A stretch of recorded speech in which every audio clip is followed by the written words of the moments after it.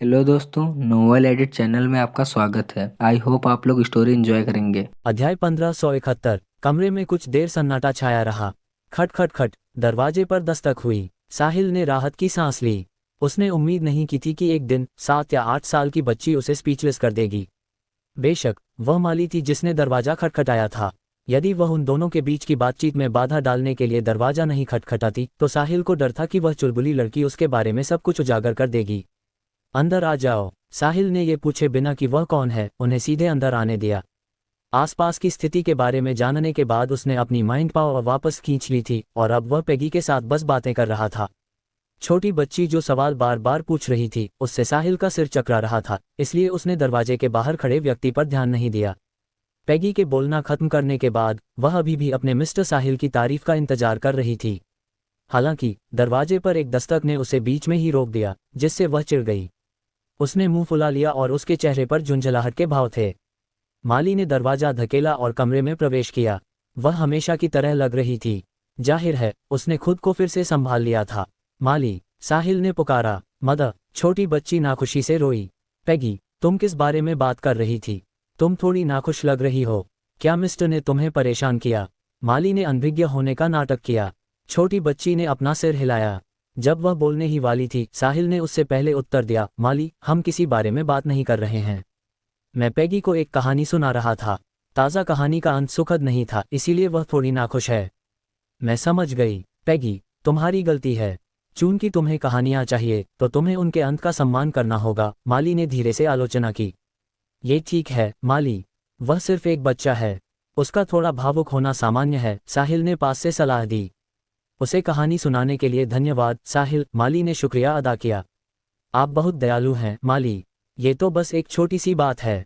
माली Peggy के पास चली गई और उसे अपनी बाहों में ले लिया। छोटी बच्ची अभी भी थोड़ी गुस्से में थी। उसने मुक्त होने से पहले कुछ बार संघर्ष किया, फिर माली को खुद को पकड़ने दिया। समय निकलता जा रहा था। स्पेस पायरेट्स जल्द ही मर्चेंट शिप की रक्षा को तोड़ देंगे। माली अपनी बेटी को चिंतित नहीं करना चाहती थी, इसलिए उसने पेगी की नाक पर अपनी उंगली हल्के से फेरी। छोटी बच्ची ने सुगंध का एक अंश अंदर लिया और कुछ ही सेकंड में वह शांति से सो गई। तभी माली ने साहिल की ओर देखा और गंभीरता से कहा, साहिल, मुझे तुमसे कुछ पूछना है। साहिल पहले ही माली की हरकतों को देख चुका था। उसकी हताशा के साथ जोड़कर वह शायद अपने मन में जान गया था कि दूसरा पक्ष क्या कहना चाहता है। हालांकि साहिल ने इसे जोर से नहीं कहा या यह नहीं कहा कि वह इसे हल कर सकता है, बल्कि इसके बजाय उत्तर दिया, माली, कहो। हम स्पेस पायरेट से टकरा गए हैं और वे सबसे क्रूर प्रकार के हैं। हमारी वर्तमान ताकत के साथ हमारे पास जीतने का कोई मौका नहीं है। वे थोड़ी ही देर में मर्चेंट शिप की रक्षा को तोड़ देंगे, माली ने सीधे मुद्दे की बात करते हुए कहा। बोलने के बाद उसने साहिल को घूरा। उसे उम्मीद थी कि साहिल उससे कहेगा, माली, चिंता मत करो, मेरे होते हुए वे कुछ करने की हिम्मत नहीं करेंगे। यदि ऐसा होता तो साहिल निश्चित रूप से किसी बड़ी ताकत का एक महत्वपूर्ण व्यक्ति होता। हालांकि साहिल के अगले शब्दों ने माली को पूरी तरह निराश कर दिया।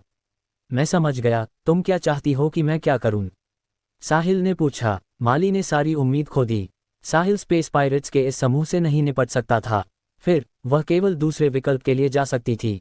साहिल, मैं पेगी को तुम्हें सौंपना चाहती हूँ। एक बार जब वे बाद में हमला करेंगे तो मैं तुम्हारे और पेगी के भागने का अवसर बनाने के लिए अपना सर्वश्रेष्ठ प्रयास करूंगी। मुझे आशा है कि तुम पेगी का पालन पोषण कर सकते हो। माली ने अपनी बाहों में सोई छोटी बच्ची को देखते हुए कहा। लेकिन माली, क्या हम भाग भी सकते हैं?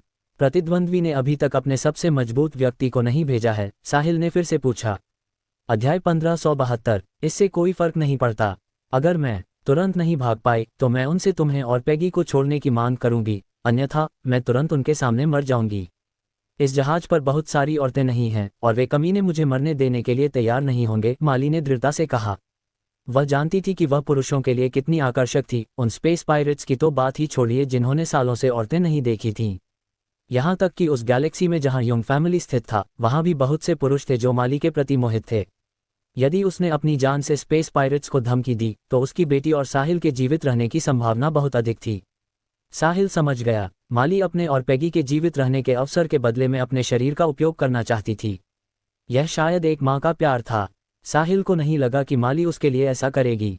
माली ने जो कुछ भी किया वह अपनी बेटी पेगी के लिए था। भले ही साहिल अभी इस जहाज पर न होता, फिर भी अगर वह माँ और बेटी की इस तरह की जोड़ी से मिलता तो वह चुपचाप नहीं बैठता। माली, दरअसल साहिल बस ये कहने ही वाला था कि वह उन लोगों को हरा सकता है। हालांकि इससे पहले कि वह पूरा कर पाता, जहाज अचानक हिल गया। रक्षा टूटने ही वाली थी। धड़ाक, तभी दरवाजा हिंसक रूप से खुल गया। फ्रेजर दरवाजे पर खड़ा था। उसने अपनी आंखों में डर के साथ जल्दी से कहा, मिस, मर्चेंट शिप की रक्षा स्पेस पायरेट्स द्वारा तोड़ी जाने वाली है। कृपया कोई रास्ता सोचें। माली तुरंत खड़ी हो गई, अपनी बाहों में पैगी को लेकर साहिल के पास चली गई और अपनी बाहों में मौजूद पैगी को साहिल को सौंप दिया। फिर उसने साहिल के कान में फुसफुसाते हुए कहा, साहिल, मैं पैगी को तुम्हें सौंपती हूँ। कृपया सुनिश्चित करना कि वह खुशी खुशी बड़ी हो। ये कहने के बाद वह पीछे मुड़कर देखे बिना कमरे से बाहर निकल गई। जब वह मुड़ी तो आंसुओं की 2 बूंदें साहिल के चेहरे पर गिरीं।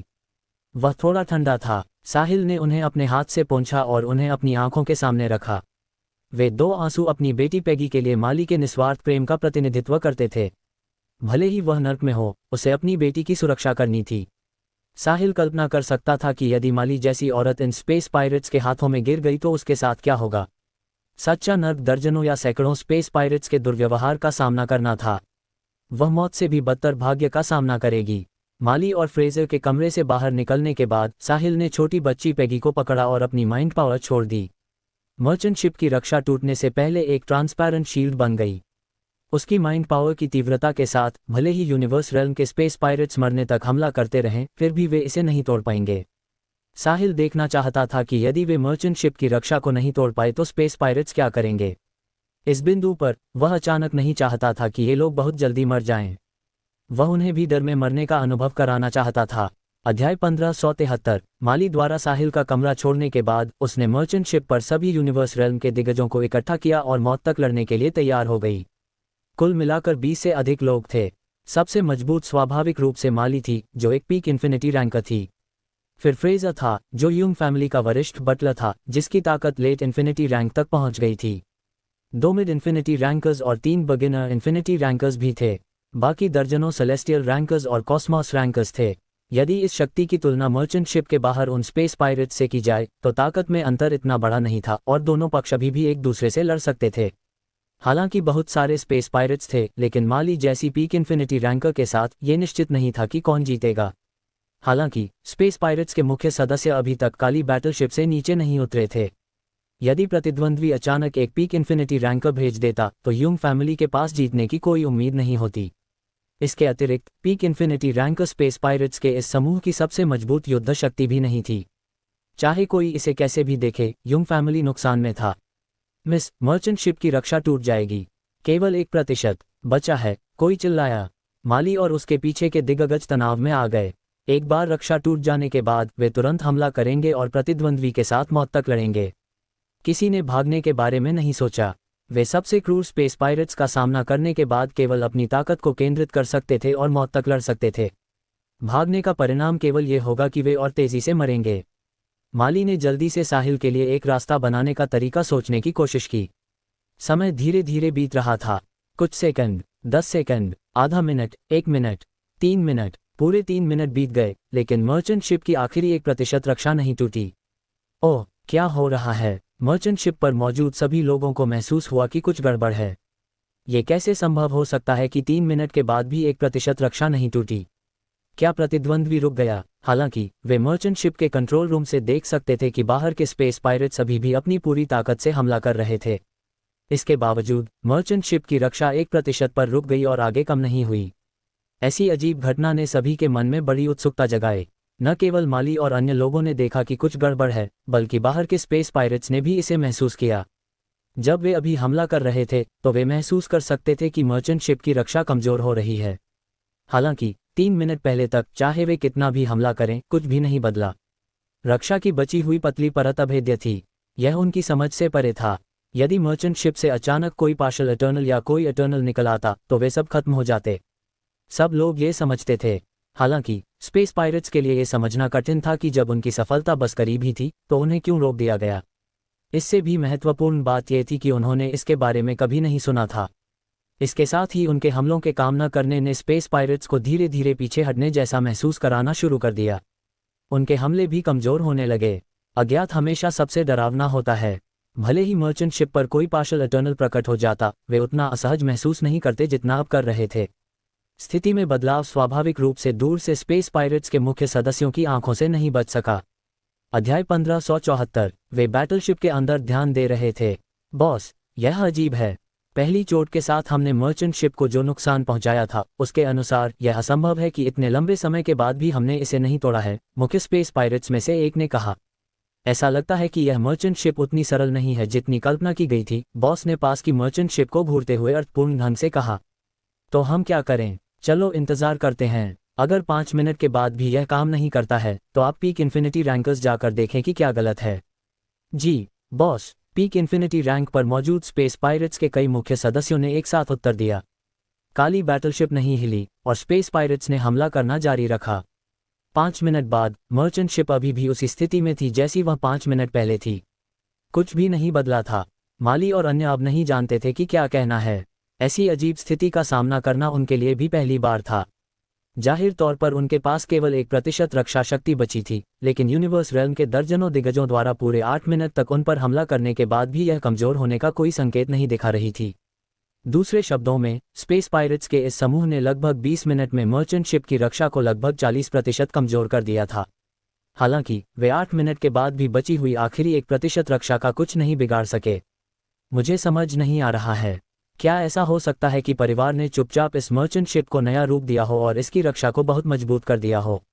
यही एकमात्र संभावना है। हमारे पास कोई अन्य स्पष्टीकरण नहीं है। लेकिन क्या परिवार के पास ऐसे साधन हैं? यहाँ तक कि माली, जो युंग फैमिली के शीर्ष 3 मुख्य वरिष्ठों में से एक थी, उसे भी इसके बारे में पता नहीं था। ऐसा लगता है कि परिवार अभी भी मुझे परिवार में शामिल करने के लिए तैयार नहीं था और हमेशा मेरे खिलाफ पहरा दे रहा था। माली ने मन ही मन सोचा। किसी भी स्थिति में ये तथ्य कि मर्चेंट शिप टूटी नहीं थी, मर्चेंट शिप पर मौजूद लोगों के लिए बहुत अच्छी खबर थी। इससे कोई फर्क नहीं पड़ता था कि वह युंग फैमिली का सदस्य था या कोई ऐसा व्यक्ति जिसे माली ने बहुत सारे पैसों से काम पर रखा था। उनमें से कोई भी अपनी जान जोखिम में नहीं डालना चाहता था यदि वे स्पेस पायरेट्स का सामना करने से बच सकते थे। मिस युंग, ये क्या हो रहा है? किसी ने अपने दिल में मौजूद संदेह व्यक्त किया। वह अकेला नहीं था जिसके मन में ऐसे सवाल थे, हर कोई यही सोच रहा था। आप सभी को भयभीत होने की जरूरत नहीं है। ये युंग फैमिली द्वारा व्यवस्थित बैकअप विधियों में से एक है। ये खेप युंग फैमिली की पूरी आशा को ले जाती है। स्वाभाविक रूप से हमने विभिन्न स्थितियों को ध्यान में रखा है और तैयारियां की हैं, माली ने शांति से उत्तर दिया। वह वास्तव में सुरक्षा के स्रोत को नहीं जानती थी। हालांकि इस मर्चेंट शिप के प्रभारी व्यक्ति के रूप में माली सबकी तरह अज्ञानता नहीं दिखा सकती थी। उसकी बातों ने वहां मौजूद सभी लोगों को आश्वस्त किया। मैं समझ गया। आपने इसे पहले क्यों नहीं कहा, मिस युंग? हम इतनी देर तक चिंतित थे और हमने सोचा था कि हमें इन स्पेस पायरेट्स के साथ मौत तक लड़ना होगा। हाँ मिस युंग, आप बहुत अनुचित थीं। हम सब ने सोचा था कि हम आज मरने वाले हैं। बोलने वाले 2 लोग वे मिड इन्फिनिटी रैंकर्स थे जिन्हें युंग फैमिली ने भारी कीमत पर काम पर रखा था। चूंकि यह एक बैकअप योजना है, इसलिए मैं निश्चित रूप से आखिरी क्षण तक इसका उपयोग नहीं कर सकती थी। आपने बहुत सारा पैसा इकट्ठा किया है, इसलिए आपको हर तरह की दुर्घटनाओं पर विचार करना चाहिए था। माली ने शांति से उत्तर दिया। बेशक, हम जानते हैं। हम अभी लड़ने के लिए तैयार थे, लेकिन मिस युंग, रक्षा शक्ति का आखिरी 1% कब तक टिक सकता है? और यह किस स्तर के हमले को रोक सकता है? स्पेस पायरेट्स के मुख्य आंकड़े अभी तक बाहर नहीं आए हैं और वर्तमान स्थिति के अनुसार वे निश्चित रूप से स्थिर नहीं बैठ पाएंगे। क्षमा करें, ये युंग फैमिली के रहस्यों में से एक है, इसलिए मैं आपको नहीं बता सकती। आपको बस धैर्यपूर्वक प्रतीक्षा करनी होगी। यदि वे इसे नहीं तोड़ सकते हैं तो हमारे लिए सब ठीक हो जाएगा। यदि वे इसे तोड़ देते हैं तो हम केवल मौत तक लड़ सकते हैं। मिस युंग, आपको कम से कम हमें मानसिक रूप से तैयार रहने देना चाहिए। यदि आप इतनी गुप्त हैं तो हम उन स्पेस पायरेट से लड़ने के लिए एक साथ कैसे काम कर सकते हैं? क्या मैं सही हूँ? सही बात है मिस युंग, यह मामला हमारी जान से जुड़ा है, इसलिए कृपया हमें सच बताएं। हर कोई जिसे यहाँ होने के लिए काम पर रखा गया था शोर मचाने लगा। हालांकि युंग फैमिली के सदस्य नहीं बोले, लेकिन वे भी जानना चाहते थे। अध्याय 1575। माली नहीं जानती थी कि वह क्या करे क्योंकि उसे सबके सवालों का सामना करना पड़ रहा था। वह सबको नाराज नहीं कर सकती थी। हालांकि उसे खुद भी नहीं पता था कि क्या हो रहा है, तो वह इसे कैसे समझाए। जब माली समाधान सोच रही थी, तभी दूर से काली बैटलशिप से अचानक कुछ लोग बाहर आए और तेजी से मर्चेंट शिप की ओर बढ़े। मिस, सामने वाली बैटलशिप से और लोग आ रहे हैं, एक कर्मचारी चिल्लाया। उसकी आवाज ने तुरंत दृश्य की खामोशी को तोड़ दिया। सबका ध्यान भी भटक गया और उन्होंने उधर देखा। उन्होंने 4 स्पेस पायरेट्स को 4 फ्लैशेस की तरह मर्चेंट शिप की ओर भागते हुए देखा। जब माली ने उन 4 लोगों को तेजी से मर्चेंट शिप के करीब आते देखा तो वह जान गई कि वे साधारण नहीं थे। वे 4 पीक इन्फिनिटी रैंकर्स होने चाहिए और उनकी ताकत उसके बराबर थी। एक बार मर्चेंट शिप की रक्षा टूट जाने के बाद उनके पास जीतने का कोई मौका नहीं होता। यदि 4 पीक इन्फिनिटी रैंकर्स होते तो माली केवल एक को रोक सकती थी। अपने अलावा संभवतः केवल फ्रेजर, जो लेट इन्फिनिटी रैंकर था, इस जहाज में एकमात्र ऐसा व्यक्ति था जो एक ही प्रहार से बच सकता था। अन्य 3 पीक इन्फिनिटी रैंकर्स के सामने चींटियों की तरह थे। कृपया उनके हमलों को रोकें। मर्चेंट शिप पर मौजूद सभी लोगों ने चुपचाप प्रार्थना की। जैसे ही सबने घबराहट में देखा, पीक इन्फिनिटी रैंक पर मौजूद 4 स्पेस पायरेट्स अत्यधिक गति से मर्चेंट शिप से टकरा गए। धड़ाक धड़ाक धड़ाक धड़ाक 4 जोरदार धमाके सबके कानों में गूंज उठे। हालांकि जैसा दृश्य उन्होंने सोचा था वैसा नहीं हुआ। मर्चेंट शिप अभी भी बरकरार थी। माली और अन्य लोगों को जरा सा भी झटका या कंपन महसूस नहीं हुआ। पीक इन्फिनिटी रैंक पर मौजूद 4 स्पेस पायरेट्स को पूरा भरोसा था कि वे एक ही झटके में मर्चेंट शिप की अंतिम रक्षा को तोड़ सकते हैं। फिर वे जहाज पर मौजूद सब कुछ अपने लिए ले लेंगे। हालांकि जब उन्होंने जहाज को छुआ तो उन्हें तुरंत एहसास हुआ कि वे किसी मर्चेंट शिप पर हमला नहीं कर रहे थे। ये स्पष्ट रूप से एक अडिग मिलिट्री फोर्ट्रेस था। जब उनके हमले मर्चेंट शिप पर गिरे तो वे पहाड़ पर मुक्का मारने वाले साधारण लोगों की तरह थे। न केवल उन्होंने पहाड़ को जरा भी नहीं हिलाया, बल्कि इसके बजाय उनके शरीर भी विशाल जड़ता के कारण पीछे की ओर उड़ गए, जिससे सबको पता चला कि वे अपने जहाज पर कैसे वापस लौटेंगे। जहाज पर उनका हमला जितना मजबूत था, रिबाउंड का बल उतना ही अधिक था। इसके अतिरिक्त साहिल ने गुप्त रूप से एक छोटी सी चाल चली जिससे उन चारों को गंभीर चोटें आईं। जब वे वापस उड़ रहे थे तो सबने खून की उल्टियां कीं। उस दृश्य ने वहां मौजूद सभी को दंग कर दिया। न केवल माली और अन्य दंग रह गए, बल्कि काली बैटलशिप पर मौजूद 3 प्रमुख स्पेस पायरेट्स भी चौंक गए।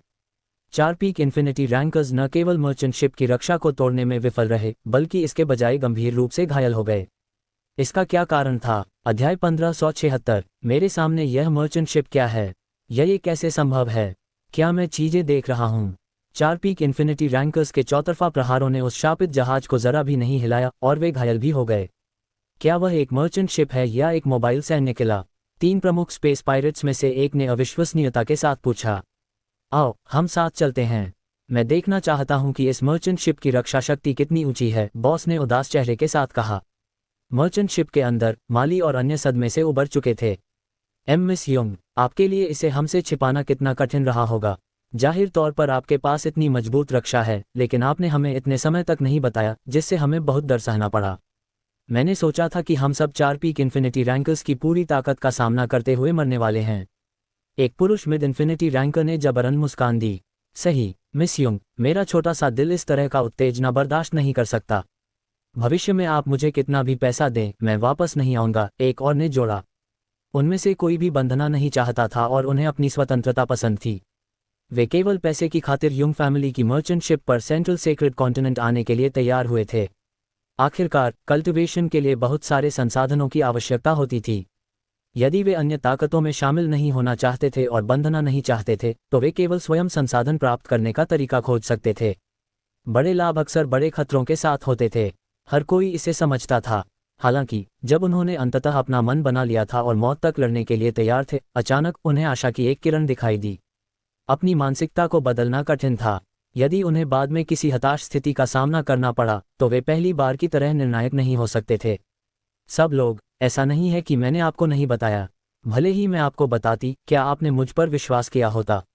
यदि मैं आपसे कहती कि इस मर्चेंट शिप को युंग फैमिली द्वारा विशेष रूप से पीक इन्फिनिटी रैंकर के हमले का सामना करने के लिए मॉडिफाइड किया गया है, तो क्या आपने विश्वास किया होता? माली ने सबके उत्तर देने का इंतजार नहीं किया और बोलना जारी रखा। यहाँ तक कि युंग फैमिली के सदस्यों ने भी मुझ पर विश्वास नहीं किया होता। आप लोगों की तो बात ही छोड़िए। चूंकि आप मेरा विश्वास नहीं करेंगे, तो बताने की जहमत क्यों उठाऊं? क्या आप नहीं समझते? और यह इस बारे में बात करने का समय नहीं है।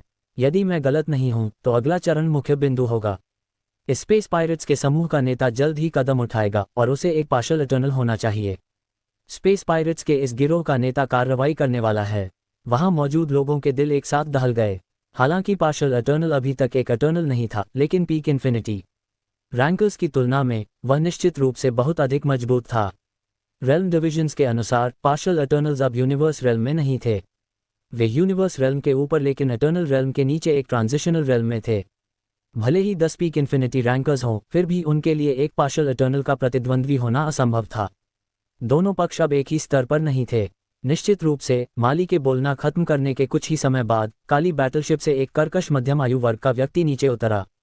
वह निश्चित रूप से स्पेस पायरेट्स के इस समूह का नेता था।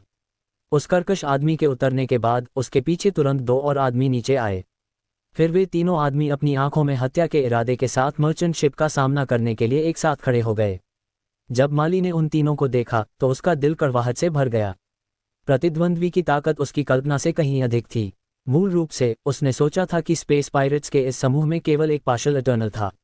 अनपेक्षित रूप से उनके पास 3 थे। वे कैसे जीतेंगे? एक इटर्नल उन सबको मिटा सकता था, 3 की तो बात ही छोड़िए। उनकी अब एकमात्र आशा ये थी कि मर्चेंट शिप की रक्षा अपनी पिछली महिमा को जारी रख सके और 3 पार्शियल इटर्नल्स के हमलों को रोक सके। जब तक वे जहाज के अंदर नहीं घुस सकते थे, माली और अन्य सुरक्षित रहेंगे। तुम बहुत अच्छे हो, वास्तव में बहुत अच्छे। तुम्हें गर्व महसूस करना चाहिए कि तुम हम तीनों को अपने ऊपर हमला करने के लिए बाहर ला सके।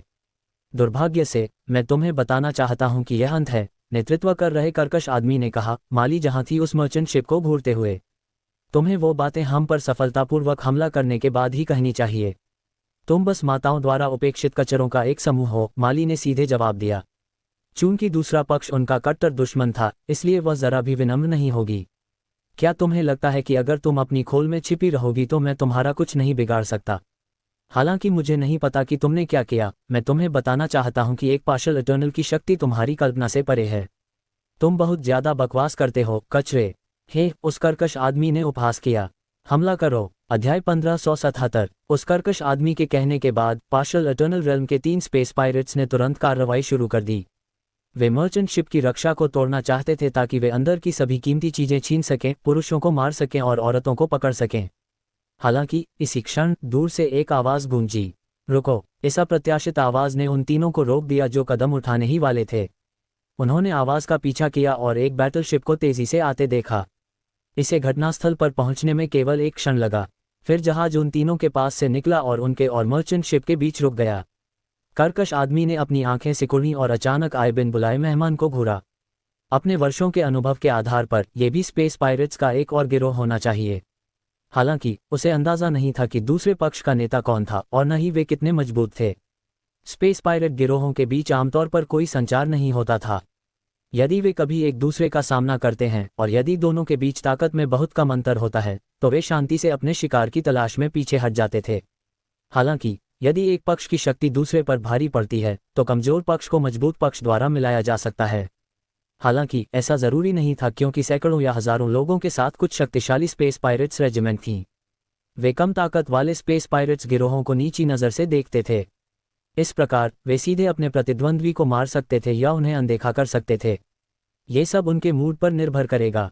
एक और बैटलशिप के आने से माली और अन्य लोगों ने अस्थायी रूप से राहत की सांस ली।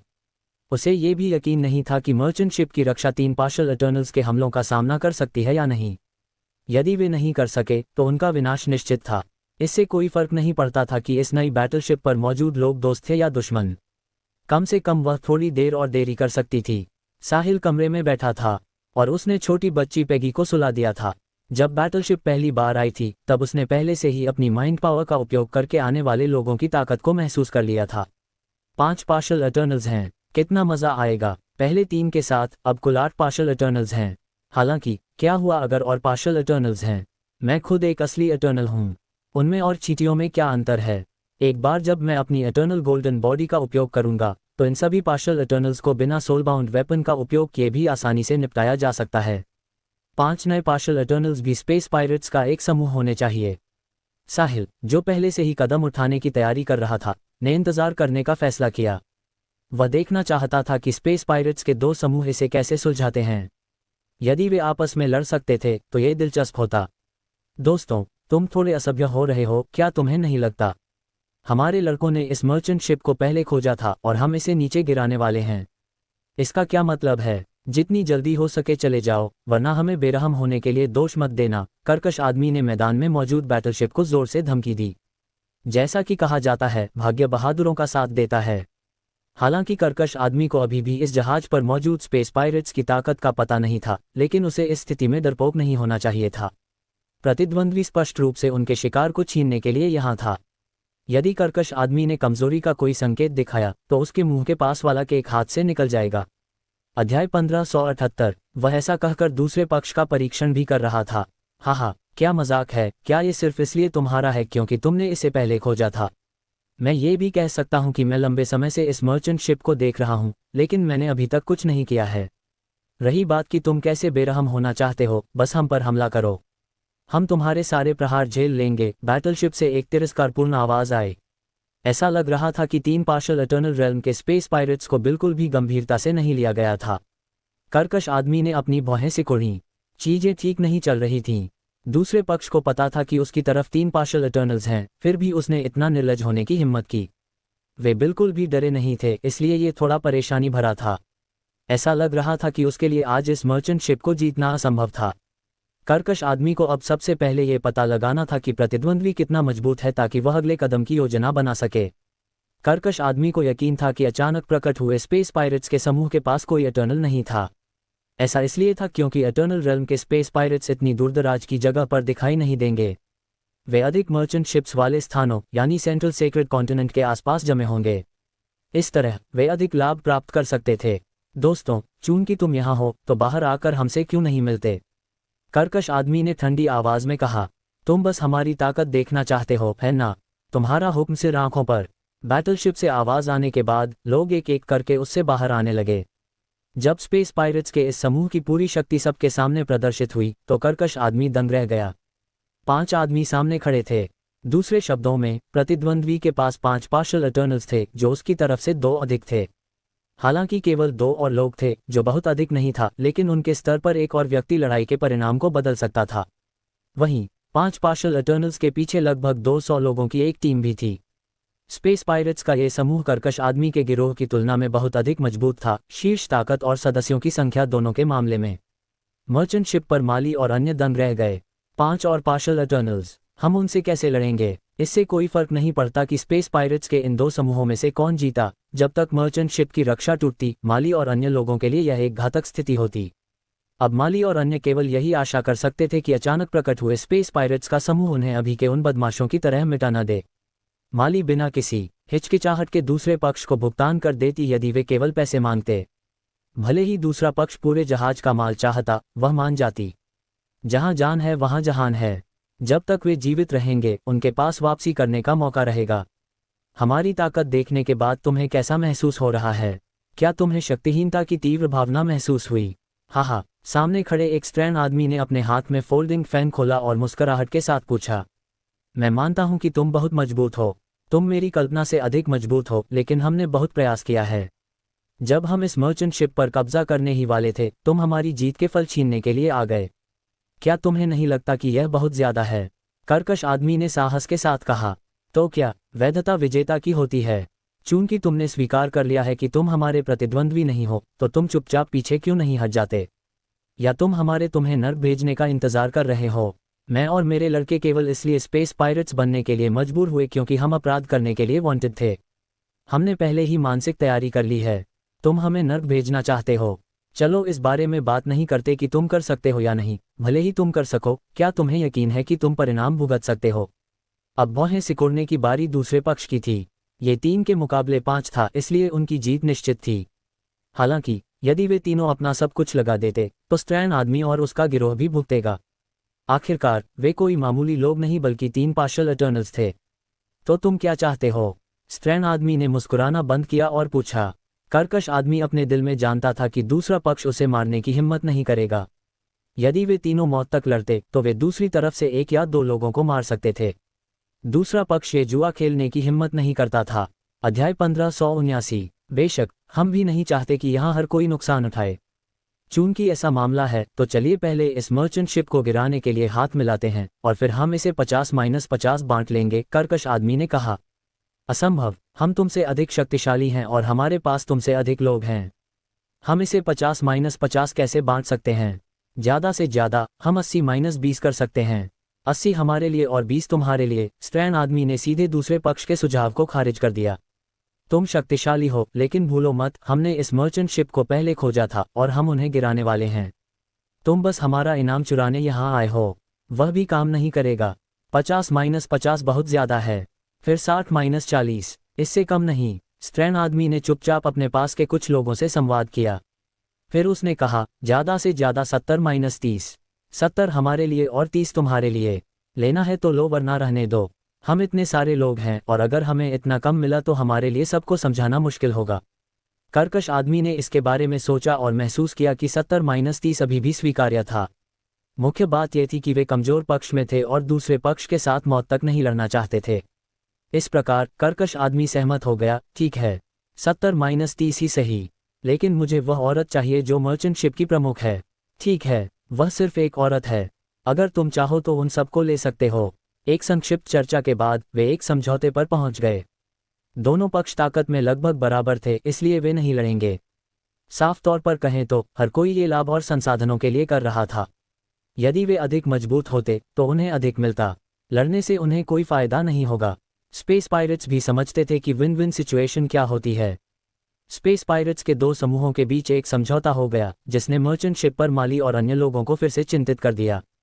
उन्होंने सोचा था कि चीजें बदल गई हैं। अनपेक्षित रूप से वे और भी खतरनाक स्थिति में गिर गए। दुश्मन 3 पार्शियल एटर्नल्स से बढ़कर 8 पार्शियल एटर्नल्स हो गए थे। माली और अन्य अपनी कड़वी पीड़ा बोलने में असमर्थ थे। वे इतने कमजोर थे कि उन्हें दूसरों द्वारा केवल शिकार के रूप में वितरित किया जा सकता था। सौदा पक्का, तो चलिए हाथ मिलाते हैं और पहले उन्हें गिराते हैं। कहो, क्या तुम एक पार्शियल एटर्नल के रूप में पीछे हट रहे हो? यह सिर्फ एक बेवकूफ़ मर्चेंट शिप है। क्या तुम्हें अभी भी हाथ मिलाने की ज़रूरत है? अगर बात बाहर निकल गई तो तुम हंसी के पात्र बन जाओगे, स्ट्रैन आदमी ने कुछ तिरस्कार के साथ कहा। सच में? तो तुम पहले जाओ। मैं देखना चाहता हूं कि तुम प्रतिद्वंद्वी की आखिरी रक्षा को कैसे तोड़ते हो। तुम दोनों जाओ और मेरे लिए मर्चेंट शिप को तोड़ दो, स्ट्रैन आदमी ने कहा। उसके ठीक पीछे 2 पीक इन्फिनिटी रैंकर्स आगे खड़े हुए और सीधे मर्चेंट शिप की ओर भागे। उन्होंने इन्फिनिटी रैंक पर मौजूद उन 4 स्पेस पायरेट्स को मर्चेंट शिप के झटके से घायल होते नहीं देखा था। अन्यथा वे निश्चित रूप से इसकी कोशिश नहीं करते। 2 स्पेस पायरेट्स तेजी से मर्चेंट शिप के बाहर पहुंचे और पूरी शक्ति के साथ उस पर हमला किया। परिणाम की कल्पना की जा सकती है। मर्चेंट शिप को जरा भी नुकसान नहीं हुआ, जबकि 2 स्पेस पायरेट्स ने खून की उल्टी की और पीछे की ओर उड़ गए। क्या हो रहा है? यह मर्चेंट शिप न केवल 2 पीक इन्फिनिटी रैंकर्स के चौतरफा प्रहारों का सामना कर सकती है बल्कि उन्हें नुकसान भी पहुंचा सकती है। ये कैसे संभव है? स्ट्रैन आदमी ने भौहें सिकोड़कर पूछा। जाहिर तौर पर वह सालों से ऐसा कर रहा था और उसने बहुत सारी मर्चेंट शिप्स को भी लूटा था, लेकिन उसने कभी ऐसी स्थिति नहीं देखी थी।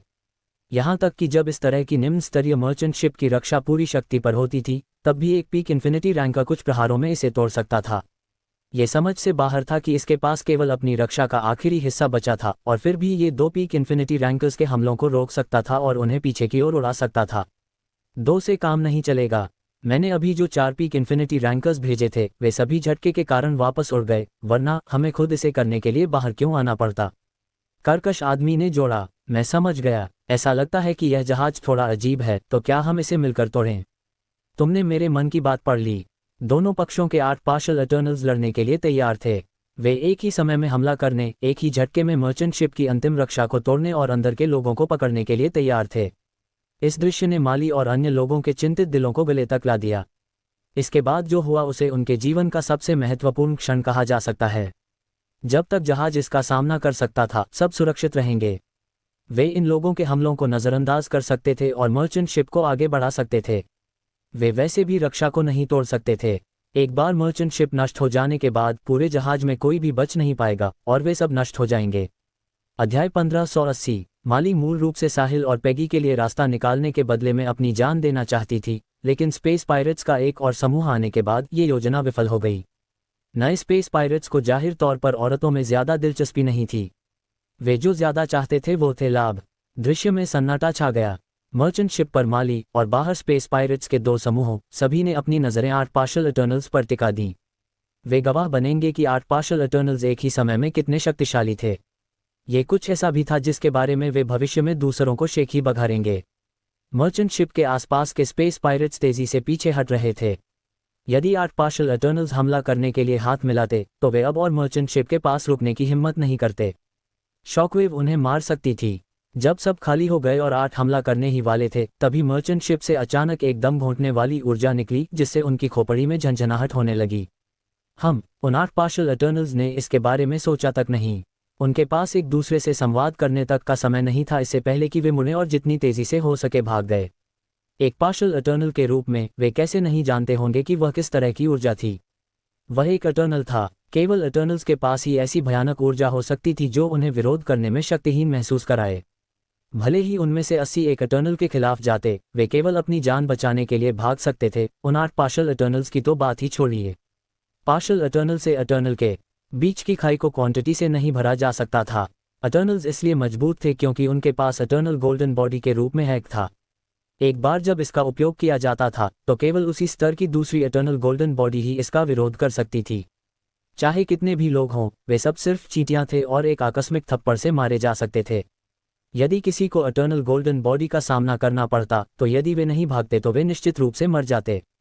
वे 8 लोग बेतहाशा भागना चाहते थे, लेकिन साहिल उन्हें मौका कैसे दे सकता था। अब जब वह उजागर हो गया था तो उसे खुद को और स्पष्ट रूप से उजागर करना चाहिए। धमाका। मर्चेंट शिप के ऊपर धीरे धीरे एक विशाल गोल्डन फिगर दिखाई दी। वह एक आदमी था जिसका पूरा शरीर सुनहरी रोशनी बिखेर रहा था। उसका सुंदर चेहरा सुनहरी रोशनी के नीचे और भी आकर्षक लग रहा था, और वह निश्चित रूप से ऐसा व्यक्ति था जो हर उम्र के लोगों के लिए आकर्षक होगा। सुनहरे विशालकाय के अचानक प्रकट होने से आसपास के सैकड़ों स्पेस पायरेट्स दंग रह गए। केवल मर्चेंट शिप पर माली और अन्य लोगों ने अभी तक कोई प्रतिक्रिया नहीं दी थी। आखिरकार वे साहिल के इटर्नल गोल्डन बॉडी के पैरों के पास थे। वहीं माली और अन्य लोगों ने साहिल की ऊर्जा महसूस नहीं की थी। इस समय वे अभी भी सोच रहे थे कि जो लोग सर्वसम्मति से हमला करने की तैयारी कर रहे थे, उन्होंने भागने का चुनाव क्यों किया। जब वे भाग रहे थे तो 8 पार्शियल इटर्नल्स ने चुपचाप अपने सिर घुमाए और अपने पीछे देखा। एक नज़र देखने के बाद उनके पीछे के दृश्य ने उन्हें इतना डरा दिया कि उनके रोंगटे खड़े हो गए। वे ठंडे पसीने में भीग गए और डर के मारे उनकी रूह लगभग उनके शरीर से निकल गई। हे भगवान, भागो! उन्होंने पहले ही इटर्नल गोल्डन बॉडी धारण कर ली है और हमारी जान खतरे में है।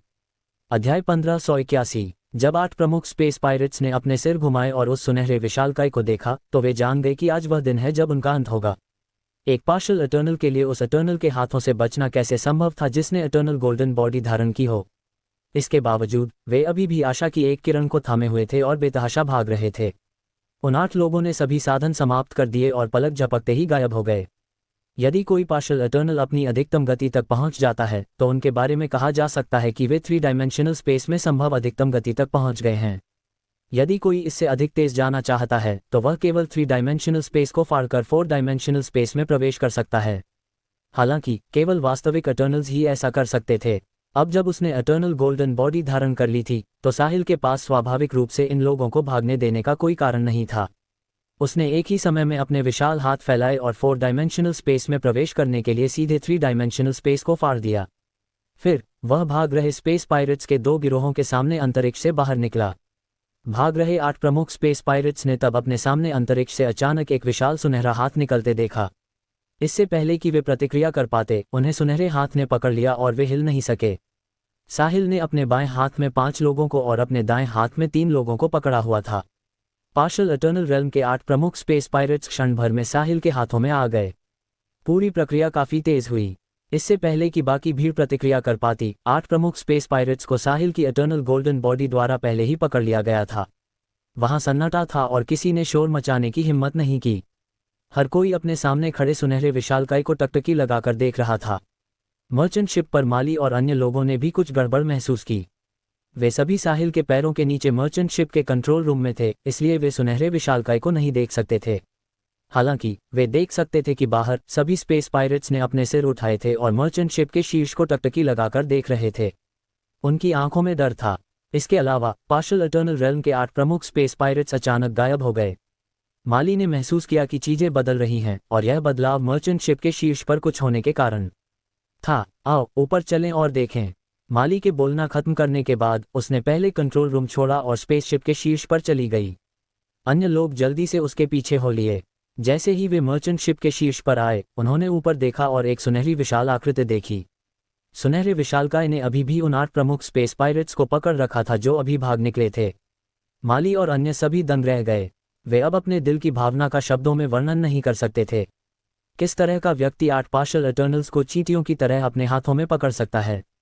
एक पीक इन्फिनिटी रैंकर के रूप में माली स्वाभाविक रूप से जानती थी कि वह क्या था।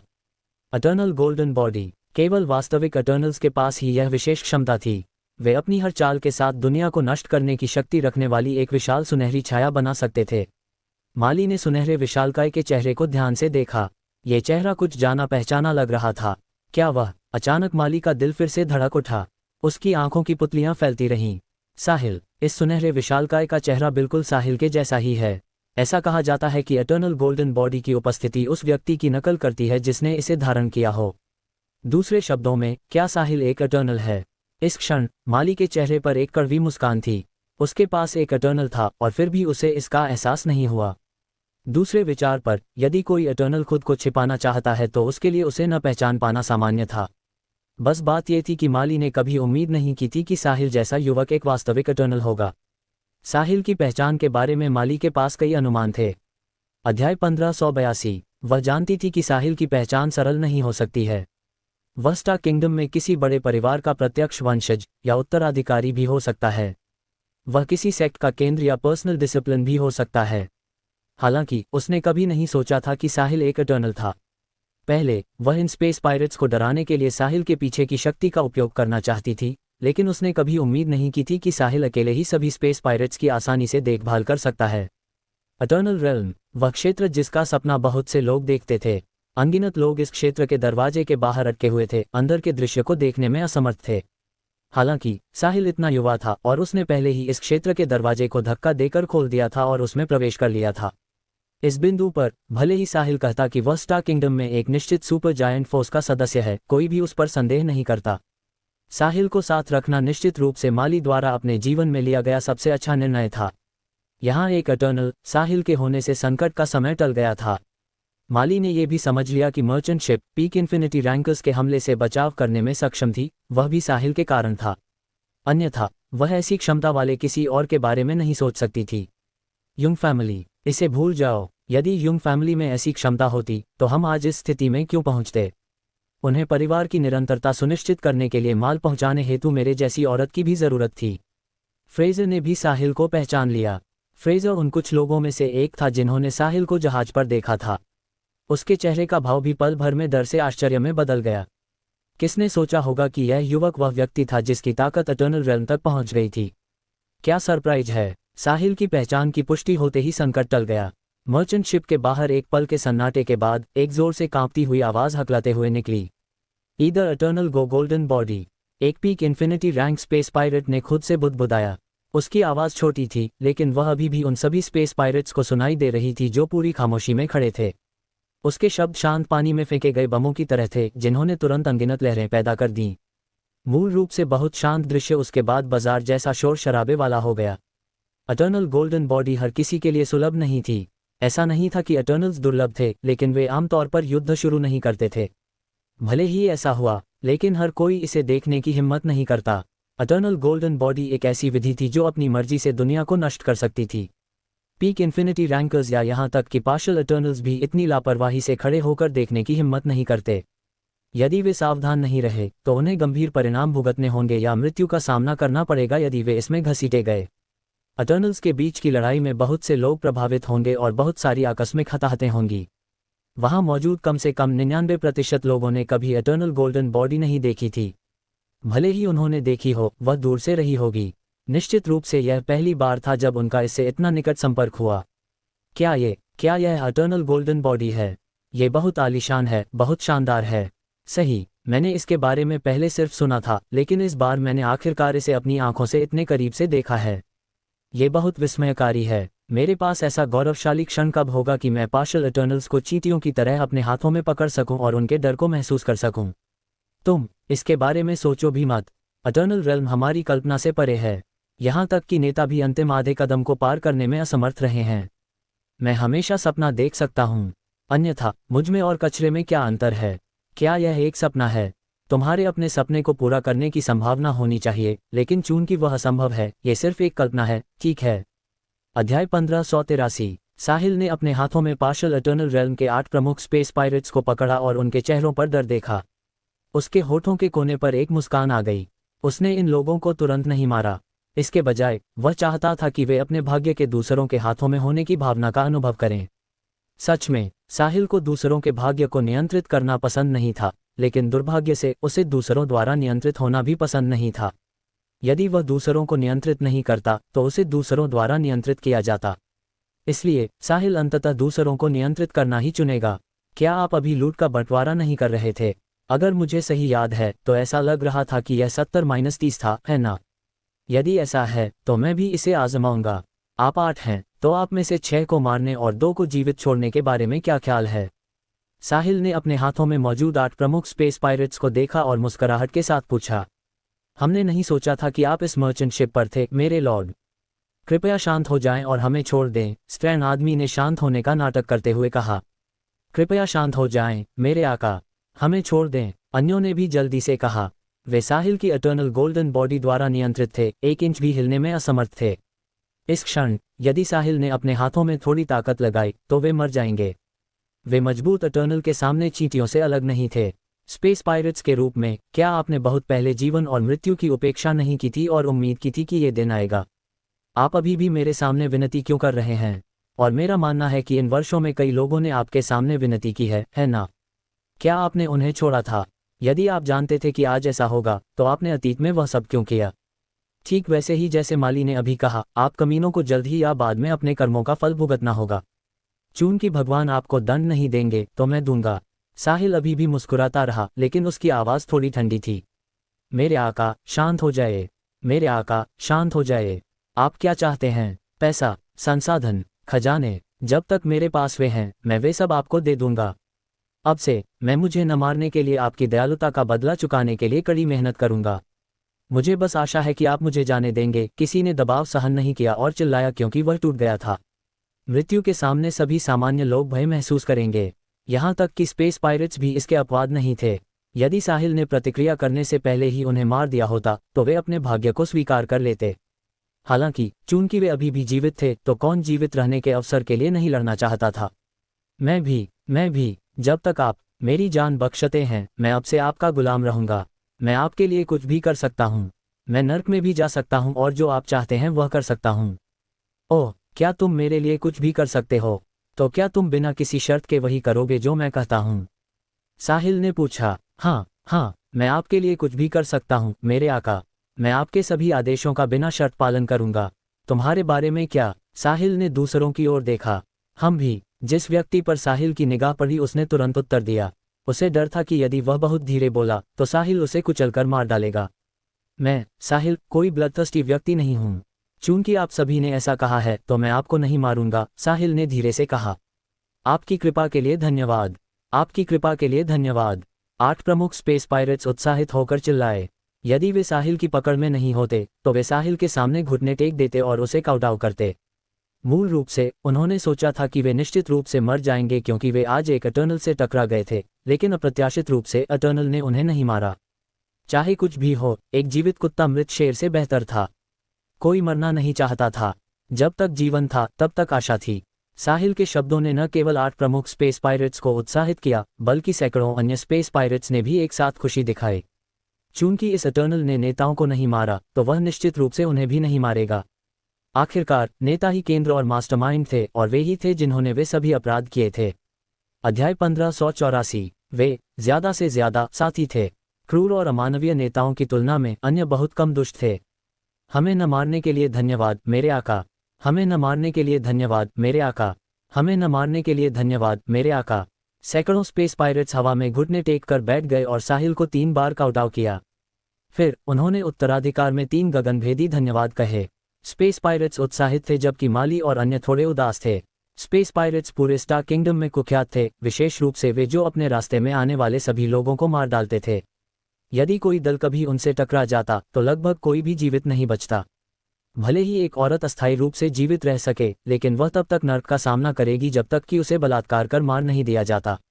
यदि युंग फैमिली की मर्चेंट शिप आधे रास्ते में साहिल से नहीं मिली होती और साहिल को अपने साथ रहने नहीं दिया होता तो उन पर स्पेस पायरेट्स द्वारा हमला किया गया होता और वे अन्य बदकिस्मत चालक दल के पदचिन्हों पर चले होते। यदि कोई सभ्य व्यक्ति कभी इस प्रकार के स्पेस पायरेट्स का सामना करता है, यदि उनमें क्षमता होती तो वे निश्चित रूप से उन सभी को मार डालते और किसी को जीवित नहीं छोड़ते ताकि वे दूसरों को नुकसान पहुंचाना जारी न रख सकें। अब साहिल कह रहा था कि वह उन्हें छोड़ देगा। क्या वह ऐसा करके अपराधियों की मदद नहीं कर रहा था? माली की साहिल के बारे में मूल रूप से बहुत अच्छी राय थी। वह युवा, सुंदर, अच्छे स्वभाव वाला, शक्तिशाली था और निश्चित रूप से अपनी पृष्ठभूमि में कमजोर नहीं था। ये कहा जा सकता था कि इटर्नल रेल्म साहिल के लिए अंत नहीं हो सकता है। असीमित क्षमता वाला ये चुना हुआ व्यक्ति लगभग हर लड़की का सपनों का प्रेमी था। यहाँ तक कि उसके जैसी मध्यम आयु वर्ग की औरत भी थोड़ी प्रभावित थी, लेकिन साहिल को ये कहते हुए सुनकर कि वह इन स्पेस पायरेट्स को नहीं मारेगा, साहिल के लिए माली का लगाव कम हो गया। हालांकि भले ही वह परेशान थी, उसने इसे कहा नहीं। आखिरकार साहिल ने उनकी जान बचाई। साहिल वास्तव में केवल इन स्पेस पायरेट्स को चिढ़ाना चाहता था। वह उन्हें कुछ आशा देना चाहता था और फिर उन्हें और भी बड़ी हताशा महसूस कराना चाहता था। वह नहीं जानता था कि उसके आकस्मिक शब्दों ने माली और अन्य लोगों को बेहद असहज कर दिया। बेशक भले ही वह जानता, फिर भी वह अपनी योजना पर अड़ा रहता और उसमें जरा भी बदलाव नहीं करता। मैं तुम्हें नहीं मारूंगा, लेकिन तुमने कहा था कि तुम मेरे सभी आदेशों का बिना शर्त पालन करोगे, है ना? साहिल ने लापरवाही से कहा। हाँ हाँ हाँ, बस हमें बताएं कि आपको क्या चाहिए और हम बिना किसी सुस्ती के उसे पूरा करने की पूरी कोशिश करेंगे। इस बार कर्कश आदमी ने बोला। वह स्पेस पायरेट्स के पहले समूह का नेता भी था। तो क्या होगा अगर मैं चाहता हूं कि तुम मर जाओ? क्या तुम इसे पूरा करने की पूरी कोशिश करोगे? साहिल ने चिढ़ाया। हम उत्साहित स्पेस पायरेट्स थोड़े भ्रमित थे। उन्हें उम्मीद नहीं थी कि साहिल उन्हें खुद को मारने के लिए कहेगा। इस क्षण वे सब समझ गए जब उन्होंने साहिल के चेहरे पर उस व्यंग्यात्मक मुस्कान को फिर से देखा। पता चला कि साहिल का उन्हें छोड़ने का कोई इरादा नहीं था। वह बस उन्हें चिढ़ा रहा था। मेरे आका, आप हमारे साथ मजाक कर रहे हैं, है ना? कर्कश आदमी ने घबराहट में पूछा। क्या मैं मजाक करता हुआ लग रहा हूं? साहिल ने अपने चेहरे से मुस्कान पोंछने के बाद उदास चेहरे के साथ पूछा। मेरे आका, अपनी बात से मुकरना आपकी स्थिति के अनुकूल नहीं है। क्या मैं अपनी बात से मुकर रहा हूं? मैंने कहा था कि मैं तुम्हें नहीं मारूंगा और मैंने अपना वादा निभाया। मैं बस चाहता हूं कि तुम आत्महत्या कर लो। यदि तुम ऐसा नहीं कर सकते तो तुम मुझे दोष नहीं दे सकते। अध्याय 1585। साहिल के भाव पल भर में बदल गए। पहले वह मुस्कुरा रहा था, लेकिन पलक झपकते ही उसका चेहरा बेहद उदास हो गया। ये किताब के पन्ने पलटने से भी तेज था और स्पेस पायरेट्स को प्रतिक्रिया करने का समय भी नहीं मिला। उसने अभी कहा था कि वह उन्हें नहीं मारेगा। अब उसने अपना मन बदल लिया और उनसे आत्महत्या करने के लिए कहा। क्या वह उन सबको मूर्ख नहीं समझ रहा था? मेरे आका, आप ऐसा नहीं कर सकते। अभी आपने स्पष्ट रूप से कहा था कि आप हमें नहीं मारेंगे। एक इटर्नल के रूप में आप अपनी बात से पीछे नहीं हट सकते। यदि आप ऐसा करते हैं तो आप अपनी गरिमा खो देंगे। हाँ मेरे आका, यदि आप ऐसा करते हैं तो आप एक इटर्नल के रूप में अपनी स्थिति खो देंगे, और यदि इसके बारे में बात बाहर निकलती है तो दूसरे आप पर हंसेंगे। कई प्रमुख स्पेस पायरेट्स बेतहाशा साहिल का मन बदलने की कोशिश कर रहे थे। वे अभी मरना नहीं चाहते थे। ये कहना बकवास था कि उन्होंने अपने जीवन और मृत्यु को एक तरफ रख दिया है। एक पार्शल इटर्नल के रूप में जब तक वे आधा कदम आगे बढ़ सकते थे, वे इटर्नल बन जाते। तब तक वे एक नए स्तर पर होते। यदि ऐसा होता तो उन्हें इस बंजर भूमि में नहीं भटकना पड़ता। वे नए धन का दावा करने के लिए अधिक समृद्ध क्षेत्र में जा सकते थे। एक पार्शल इटर्नल की उम्र कितनी होती है? एक बार जब वे इटर्नल रेल्म में कदम रखते तो उन सभी की जीवन अवधि कम से कम एक युग की होती। वह 1,29,600 वर्ष होगा। ब्रह्मांड के कई ग्रह इतने लंबे समय तक जीवित नहीं रह सकते थे। मैं तुम्हें मारना नहीं चाहता, लेकिन मैं तुम्हें छोड़ना भी नहीं चाहता।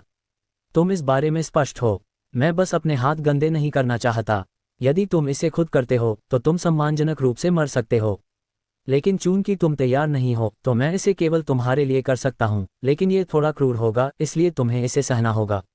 साहिल के बोलना खत्म करने के बाद उसने अपने बाएं हाथ को हल्के से भींचा और उसके हाथ में पार्शल इटर्नल रेल्म के 5 प्रमुख स्पेस पायरेट्स भयभीत भावों के साथ रक्त के पोखर में बदल गए। फिर वे दुनिया से गायब हो गए, बुराई जारी रखने में असमर्थ। साहिल के दाएं हाथ से पकड़े गए अन्य 3 प्रमुख स्पेस पायरेट्स दंग रह गए। आसपास के सैकड़ों स्पेस पायरेट्स भी दंग रह गए। मर्चेंट शिप पर माली और अन्य दंग रह गए। 5 पार्शल इटर्नल्स बस गायब हो गए। वह कुल 5 पार्शल इटर्नल्स हैं। माली के गृहनगर में 5 पार्शल इटर्नल्स को एक बहुत शक्तिशाली बल माना जाता था। क्या यह एक इटर्नल की ताकत है? ये वास्तव में वैसा ही भयानक है जैसा कि किंवदंतियां कहती हैं। यहाँ तक कि पार्शल इटर्नल्स भी उसके हाथों में एक चींटी की तरह हैं। कोई आश्चर्य नहीं कि इटर्नल्स वाली ताकतें और इटर्नल्स के बिना वाली ताकतें पूरी तरह से अलग हैं। कर्कश आदमी और उसके 2 आदमियों ने साहिल के बाएं हाथ को टकटकी लगाकर देखा, जिस पर अभी भी 5 लोगों के कुछ अवशेष थे। वे भयभीत थे। क्या इस दुनिया में वास्तव में प्रतिशोध है? कर्कश आदमी ने खुद से बुदबुदाया। 3 आदमियों के स्पेस पायरेट्स बनने के बाद वे जो चाहते थे उसे प्राप्त करने के लिए अमानवीय तरीकों का उपयोग कर रहे थे। जब भी वे मर्चेंट शिप से टकराते थे तो जहाज पर कोई भी जीवित नहीं बच पाता। था, चाहे वे बूढ़े हों, कमजोर हों, औरतें हों या बच्चे। उन्होंने मारने, जलाने और लूटने की नीति अपनाई थी। वे इतने सालों से खलनायक रहे थे और उन्होंने पहले कभी प्रतिशोध में विश्वास नहीं किया था। अभी माली से बात करते समय कर्कश आदमी ने यह भी कहा था कि यदि प्रतिशोध है तो उसे उम्मीद है कि वह जल्द ही आएगा और वह इंतजार नहीं कर सकता। अब उसे विश्वास हो गया। हालांकि बहुत देर हो चुकी थी। साहिल द्वारा लापरवाही से पार्शल इटर्नल रेल्म के 5 प्रमुख स्पेस पायरेट्स को कुचलकर मार डालने के बाद 3 आदमी पहले से ही जानते थे कि वे आज निश्चित रूप से मर जाएंगे। उन्होंने सोचा कि हालांकि वे अभी मरे 5 लोगों जितने शक्तिशाली नहीं थे, लेकिन उन्होंने दूसरे पक्ष से कम बुराई नहीं की थी। आज वे एक ऐसे इटर्नल से भी टकरा गए जो हर बुराई से नफरत करता था। तीनों आदमियों का जीवन पहले ही उल्टी गिनती में प्रवेश कर चुका था। रही बात कि वे कब मरेंगे, ये सब इटर्नल साहिल के मूड पर निर्भर करता था। अध्याय 1586। इस क्षण तीनों आदमियों को ऐसा महसूस हुआ जैसे उनके पूरे शरीर की ऊर्जा खत्म हो गई हो और वे साहिल के हाथ के सहारे गिर गए। यदि साहिल उन्हें अभी छोड़ देता तो वे सब सीधे जमीन पर गिर जाते। तीनों आदमियों ने दया की भीख मांगना जारी नहीं रखा। चूंकि चीजें इस हद तक बढ़ गई थीं, इसलिए और कुछ कहना बेकार था। साहिल उन्हें जाने नहीं देगा। कैसे? अपने जीवन और मृत्यु को किसी और के द्वारा निर्धारित करवाना कैसा लगता है? ये भयानक है ना? क्या तुम डरे हुए हो? क्या तुम भयभीत हो? सही बात है, यही वह प्रभाव है जो मैं चाहता हूँ। वे निर्दोष लोग जो इन वर्षों में तुम्हारे द्वारा मारे गए हैं, उन्हें उस समय ऐसा ही महसूस हुआ था, तो क्या तुम अब इसे समझ सकते हो? चूंकि तुम दूसरे लोगों के जीवन की उपेक्षा कर सकते हो, तो मैं भी तुम्हारे साथ वैसा ही कर सकता हूँ। अगले जन्म में एक अच्छा इंसान बनना याद रखना। साहिल के बोलना खत्म करने के बाद उसने बिना किसी हिचकिचाहट के अपने दाएं हाथ को जोर से बंद कर लिया।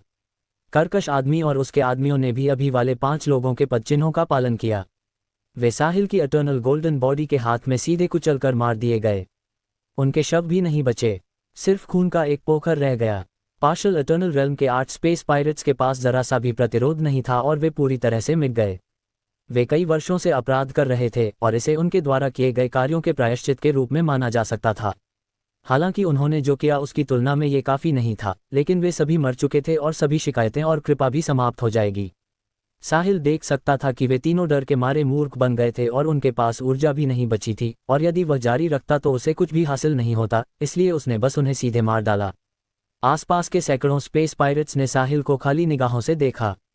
हमारे नेता बस ऐसे ही मर गए। वे भागना चाहते थे, लेकिन उनके पैर थोड़े कमजोर थे और वे बिल्कुल भी ताकत का इस्तेमाल नहीं कर पा रहे थे, इसलिए वे केवल वहीं खड़े रह सके। साहिल ने अपने आसपास के स्पेस पायरेट्स पर नजर डाली और तुरंत उन्हें डर के मारे कंपी छुड़ा दी। हर कोई जानता था कि नेताओं के मरने के बाद अगली बारी उनकी होगी। इस समय कुछ भी कहना बेकार था, इसलिए वे केवल साहिल के फैसले को स्वीकार कर सकते थे। हालांकि आप लोग मास्टरमाइंड नहीं हैं, लेकिन आप साथी हैं।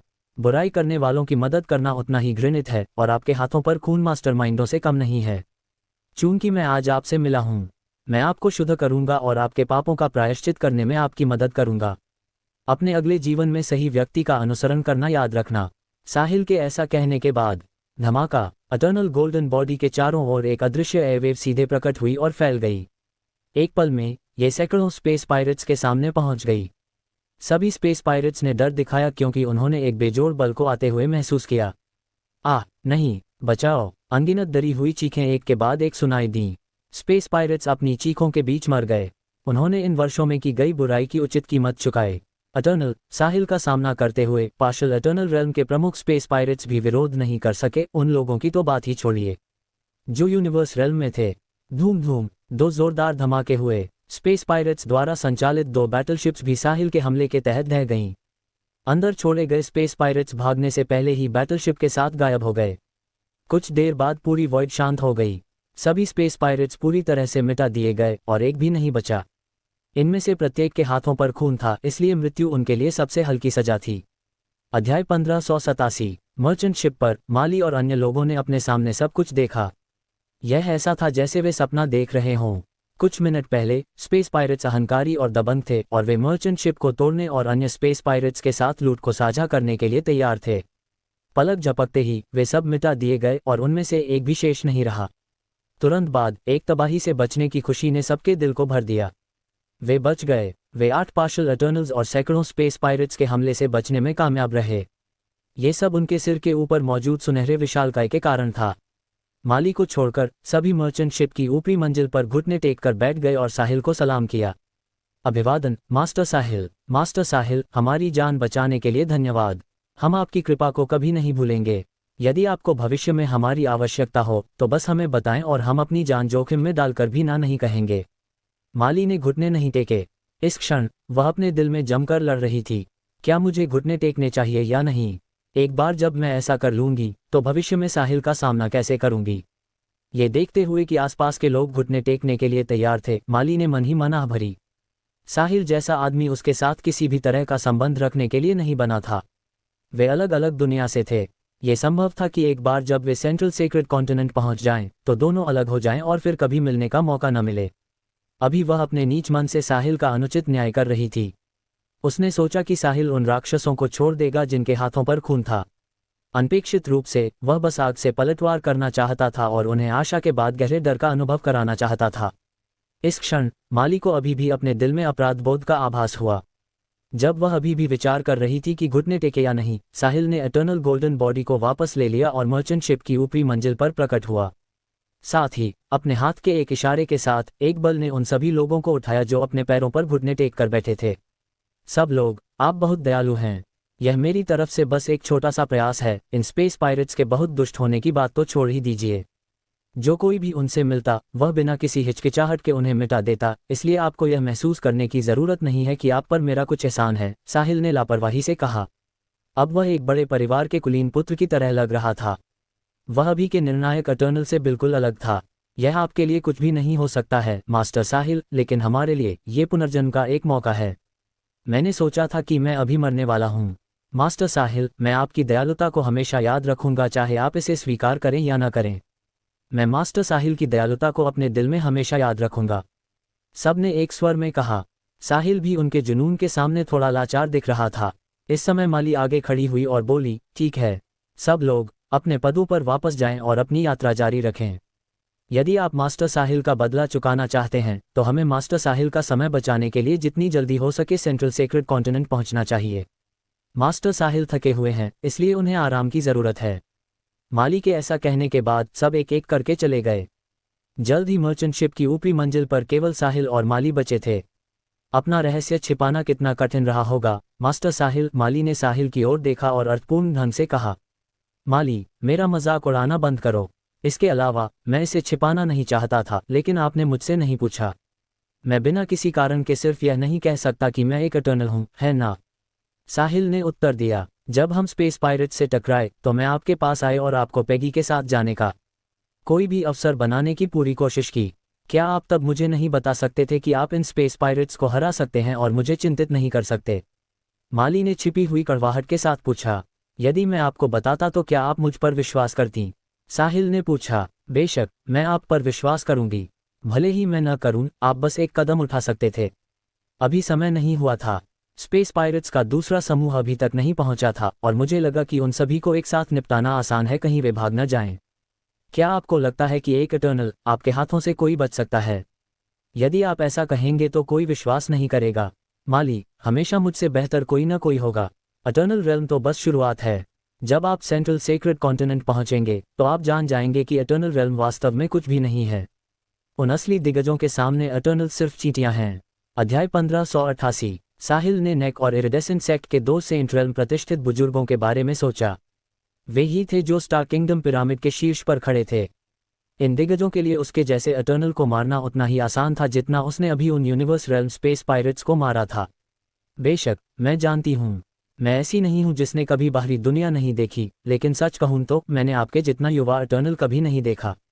और अब आपने देख लिया है। यही है, थोड़ा छोटा होने के अलावा मुझ में कुछ भी खास नहीं है। वैसे साहिल, आप सेंट्रल सेक्रेड कॉन्टिनेंट में क्या करने जा रहे हैं? क्या आप वहां अपने परिवार का व्यवसाय संभाल रहे हैं या आप चीजों का निरीक्षण करने वहां जा रहे हैं? माली ने अचानक पूछा। अब वह सेंट्रल सेक्रेड कॉन्टिनेंट जाने के साहिल के उद्देश्य के बारे में सोच रही थी। वह देखना चाहती थी कि क्या आगे सहयोग की कोई संभावना है। सबसे महत्वपूर्ण बात यह है कि माली साहिल के साथ अपना रिश्ता बनाना चाहती थी। उनका निश्चित रूप से एक उज्ज्वल भविष्य था क्योंकि वह इतनी कम उम्र में एक एटर्नल हो सकते थे। साहिल के साथ अच्छे संबंध बनाने में सक्षम होना उसके और यंग फैमिली के लिए बहुत फायदेमंद होगा। स्वाभाविक रूप से माली इस अवसर को हाथ से नहीं जाने देगी। इसके अलावा साहिल उन एटर्नल्स से अलग था जिन्हें उसने पहले देखा था। वे लोग जब भी एटर्नल रेल्म से नीचे के लोगों से मिलते थे तो बहुत अहंकारी होते थे। दूसरी ओर साहिल अलग था। वह युवा और शक्तिशाली था। साथ ही वह उन लोगों के प्रति अहंकारी या पक्षपाती नहीं था जिनकी ताकत उससे कम थी। इसके अलावा उनका स्वभाव अच्छा था और व्यक्तित्व भी अच्छा था। इस प्रकार के लोग दुर्लभ थे। उन्हें यूनिक के रूप में भी वर्णित किया जा सकता था। उनके साथ माली ने वैसा दबाव महसूस नहीं किया जैसा उसने अन्य एटर्नल्स के साथ किया था। यहाँ तक कि उसकी बेटी को भी साहिल के साथ रहना पसंद था। दोनों में से कोई नहीं। माली, मैं पैसा खर्च करने के लिए सेंट्रल सेक्रेड कॉन्टिनेंट जा रहा हूँ। मैंने सुना है कि यह स्टार किंगडम में सबसे समृद्ध जगह है और वहाँ के लोग पैसे ऐसे खर्च करते हैं जैसे वह कुछ भी न हो। ऐसा होता है कि मेरे पास बहुत पैसा है, इसलिए मैं कोशिश करना चाहता हूँ और देखना चाहता हूँ कि क्या मैं इसे पूरा खर्च कर सकता हूँ। साहिल ने कुछ देर सोचा और उत्तर दिया। वह पैसा खर्च करने जा रहा था और वह बहुत सारा पैसा खर्च करने जा रहा था। चूंकि माली एक व्यापारी है, क्या मैं उसके माध्यम से कोई सफलता पा सकता हूँ? क्यों ना मैं माली से सब कुछ खरीद लूँ ताकि वह मेरे लिए काम करे और मुझे पैसा खर्च करने में मदद करे। साहिल ने पहले इस तरह से नहीं सोचा था। हालांकि साहिल ने धीरे धीरे यह विचार तब विकसित किया जब माली ने खुद को और पैगी को भागने का अवसर देने के लिए खुद को बलिदान करने की कोशिश की। वह क्षमता नहीं बल्कि चरित्र की तलाश में था। जब तक उसका चरित्र परीक्षा में पास हो गया तब तक बाकी सब कुछ कोई समस्या नहीं थी। एक माँ जो अपनी बेटी के लिए बलिदान देने को तैयार थी, उसका चरित्र निश्चित रूप से अच्छा होना चाहिए। पैसा खर्च करना, ये पहली बार था जब माली ने किसी को बहुत अधिक पैसा होने की शिकायत करते हुए सुना जिससे वे इसे खर्च करने के लिए सेंट्रल सेक्रेड कॉन्टिनेंट जा रहे थे। हालांकि दूसरे विचार पर उसे लगा कि साहिल वहां कुछ कीमती चीजें खरीदने जा रहा होगा। साहिल, क्या आप कुछ खरीदने के लिए सेंट्रल सेक्रेड कॉन्टिनेंट जा रहे हैं? हाँ, आप ऐसा कह सकती हैं। तो आप क्या खरीदना चाहते हैं? मैंने अभी तक तय नहीं किया है। मैं जो कुछ भी महंगा होगा उसे खरीद लूंगा। वैसे भी मेरे पास पैसे की कमी नहीं है। अध्याय 1589। संकट के बाद मर्चेंट शिप ने सेंट्रल सेक्रेड कॉन्टिनेंट के वर्महोल के प्रवेश द्वार की ओर बढ़ना जारी रखा। स्पेस पायरेट्स के साथ हुई इस घटना के बाद हर किसी का मूड पूरी तरह से अलग था। वे चिंतित और डरे हुए दिखते थे, लेकिन अब वे सभी खुश थे और जरा सी भी चिंता के बिना थे। भले ही वे फिर से स्पेस पायरेट्स से टकराएं, वे नहीं डरेंगे क्योंकि जहाज पर एक एटर्नल साहिल था। जो कोई भी उनके पास मुसीबत ढूंढते हुए आएगा वह मौत को दावत देगा। जिन लोगों को युंग फैमिली ने बहुत सारे पैसों के साथ काम पर रखा था वे भी उत्साह की स्थिति में थे।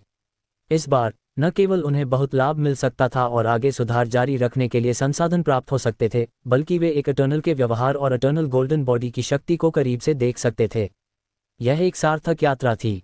हालांकि कुछ उतार चढ़ाव आए, लेकिन जब तक अंतिम परिणाम अच्छा था तब तक सब ठीक रहेगा। साहिल और माली अभी भी मर्चेंट शिप के शीर्ष पर थे।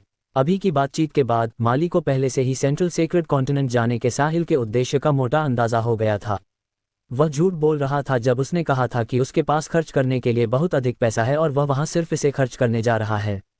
उनका असली कारण अपनी शक्ति को कल्टिवेट करना था। ये साहिल के परिवार द्वारा उसे दी गई परीक्षा हो सकती है। यह इसलिए भी हो सकता है क्योंकि साहिल ने महसूस किया कि उसकी शक्ति बहुत कमजोर है, इसलिए उसे अपनी शक्ति विकसित करने और खुद का बॉस बनने की जरूरत है। आखिरकार बड़ी ताकतों के भीतर संघर्ष भी बहुत भयंकर था। वह नहीं जानती थी कि छोटी ताकतों में जो हुआ उसकी तुलना में ये कितनी गुना अधिक क्रूर था। प्रतियोगिता हारने का परिणाम अच्छा नहीं होगा। गुप्त रूप से अपनी शक्ति विकसित करने की इच्छा रखना वास्तव में साहिल के लिए सही विकल्प था। जब तक उसे अभी भी महत्व दिया जा रहा था, उसे अपने लोगों को प्रशिक्षित करने और अपने लिए अपने ट्रम्प कार्ड बनाने के लिए कुछ संसाधन उधार लेने चाहिए। एक कदम पीछे हटते हुए, भले ही वह भविष्य में विफल हो जाए, उसके पास कुछ न कुछ तो बचा रहेगा। कई प्रमुख ताकतों के कई प्रत्यक्ष वंशज ऐसा करेंगे। माली को विश्वास था कि साहिल एक महान शक्ति का उत्तराधिकारी था। इसके अलावा साहिल का प्रदर्शन वास्तव में इस व्यक्तित्व के अनुरूप था। वह कम उम्र में एक एटर्नल था। यदि उसकी मजबूत पृष्ठभूमि नहीं होती तो बहुत से लोग इसे हासिल नहीं कर पाते। चाहे कोई व्यक्ति कितना भी प्रतिभाशाली क्यों न हो, उन्हें तेजी से बढ़ने के लिए संसाधनों की स्वस्थ आपूर्ति की आवश्यकता होती है। स्टार किंगडम में 90% से अधिक संसाधन कुछ ताकतों के हाथों में थे। इसके अलावा साहिल ने कहा कि उसके पास बहुत पैसा है और वह इसे सेंट्रल सेक्रेड कॉन्टिनेंट में खर्च करना चाहता है। यह अपनी शक्ति को गुप्त रूप से विकसित करने वाली एक बड़ी शक्ति के प्रत्यक्ष वंशज के और भी अधिक अनुरूप था। माली को अंदाजा नहीं था कि साहिल वास्तव में सिर्फ पैसा खर्च करना चाहता था। उसे इस बात की परवाह नहीं थी कि वह शक्तिशाली है या नहीं।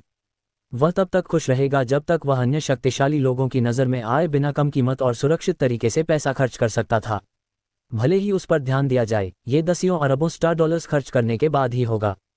उस समय तक उसकी ताकत में पहले ही सुधार हो चुका होगा, इसलिए यदि उस पर ध्यान दिया जाए तो कोई फर्क नहीं पड़ेगा, क्योंकि कोई भी उसे निशाना बनाने की हिम्मत नहीं करेगा। माली, क्या आप जानती हैं कि मैं सेंट्रल सेक्रेड कॉन्टिनेंट में सबसे तेज़ी से पैसा कहाँ खर्च कर सकता हूँ? यदि मैं अपनी पहचान छिपा सकूं तो यह और भी बेहतर होगा, साहिल ने गंभीरता से पूछा। माली ने साहिल के गंभीर भाव को देखा। ऐसा नहीं लगता कि वह मजाक कर रहा है। सबसे तेज़ी से पैसा खर्च करना, कहने का तात्पर्य यह है कि वस्तुएं महंगी होनी चाहिए और उसे अपनी पहचान छिपाने की आवश्यकता है। अध्याय 1590। जल्द ही माली ने एक जगह के बारे में सोचा। इस प्रकार उसने कहा, यदि आप जल्दी से पैसा खर्च करना चाहते हैं और अपनी पहचान छिपाना चाहते हैं तो एक जगह है जहां आप जा सकते हैं। साधारण लोगों के लिए वहां की हर वस्तु आसमान छूती कीमत पर होती है और आयोजक खरीदार की पहचान भी गुप्त रखेगा। जब साहिल ने यह सुना तो उसकी आंखें चमक उठीं। क्या उसे बिल्कुल इसी की ज़रूरत नहीं थी? हर वस्तु की कीमत आसमान छूती है, चाहे आसमान छूती कीमत कितनी भी क्यों न हो, उसके लिए यह कोई समस्या नहीं थी। वह अपनी ताकत को सीधे सेंट रेल्म तक बढ़ाने के लिए एक बार में दसियों अरबों स्टार डॉलर्स खर्च करने का इंतजार नहीं कर सकता था। इसके अलावा आयोजक खरीदार की पहचान भी गुप्त रखेगा। साहिल वास्तव में यही चाहता था, इसलिए उसने उत्सुकता से जल्दी से पूछा, माली, मुझे बताओ वह कहाँ है? बड़ी ट्रेडिंग कंपनीज द्वारा आयोजित एक ऑक्शन, माली ने उत्तर दिया। नीलामियाँ। साहिल थोड़ा असमर्थ था। जब वह अर्थ पर था तो उसने नीलामियों में भाग लिया था और वे आमतौर पर कुछ कैलिग्राफी और चित्रों की नीलामी करते थे, लेकिन उसका लाभ बहुत सीमित था। सामान्य वस्तुओं की सीमा कुछ मिलियन से लेकर दसियों मिलियन तक होती है। भले ही वह किसी बहुत ही दुर्लभ प्राचीन वस्तु से टकरा जाए, फिर भी उसकी कीमत केवल कुछ 100 मिलियन होगी। भले ही साहिल इस नीलामी में सब कुछ खरीद ले, फिर भी इसकी कीमत ज़्यादा से ज़्यादा अरबों में होगी। उसे केवल दर्जनों लाविश पॉइंट्स मिल सकते थे, जो साहिल के लिए बहुत उपयोगी नहीं था। कैपिटल सिटी में कोर्टयार्ड हाउसेस के कुछ सेट खरीदना और भी बेहतर होगा। साहिल ने एक बार नीलामी में भाग लेने के बाद फिर कभी दिलचस्पी नहीं दिखाई। हालांकि यह अर्थ नहीं बल्कि स्टार किंगडम था, नीलामी की प्रकृति समान होनी चाहिए। वे एक उत्पाद प्रदर्शित करेंगे, फिर हर कोई इसके लिए एक साथ बोली लगाएगा। अंत में सबसे ऊंची बोली लगाने वाला जीतेगा। हालांकि उसे अंदाजा नहीं था कि नीलामी की वस्तुएं क्या थीं और क्या वे कीमती थीं। हर बार जब साहिल कोई वस्तु खरीदता था तो सिस्टम एक उचित मूल्य देता था। भले ही उसने इसे निर्धारित मूल्य से अधिक कीमत पर खरीदा हो, फिर भी उसे सिस्टम द्वारा दी गई कीमत के अनुरूप ही लाविश पॉइंट्स मिल सकते थे। माली, क्या नीलामी की वस्तुओं का कोई मूल्य है? मैंने पहले एक में भाग लिया है, लेकिन परिणाम बहुत अच्छे नहीं रहे। वस्तुएं बहुत साधारण हैं और बहुत कीमती नहीं हैं, साहिल ने पूछा। आपने पहले एक साधारण नीलामी में भाग लिया होगा, है ना? मैं उस तरह की बात नहीं कर रही हूं जिसमें आपने भाग लिया था, बल्कि बड़ी व्यापारिक कंपनियों द्वारा आयोजित नीलामी की बात कर रही हूं। दोनों के बीच का अंतर मीलों का है। ये कहना कोई अतिशयोक्ति नहीं है कि इस तरह की बड़ी नीलामी में किसी भी एक वस्तु का मूल्य साधारण नीलामियों की कुल बिक्री से अधिक होगा, माली ने समझाया। किसी भी एक वस्तु का मूल्य साधारण नीलामियों की कुल बिक्री के बराबर है। साहिल तुरंत उत्साहित हो गया। इस तरह की नीलामी उसके लिए ही बनी थी। एक नीलामी के बाद प्राप्त लाविश पॉइंट्स उसकी ताकत को सीधे सॉवरन रैंक तक बढ़ाने में सक्षम हो सकते हैं।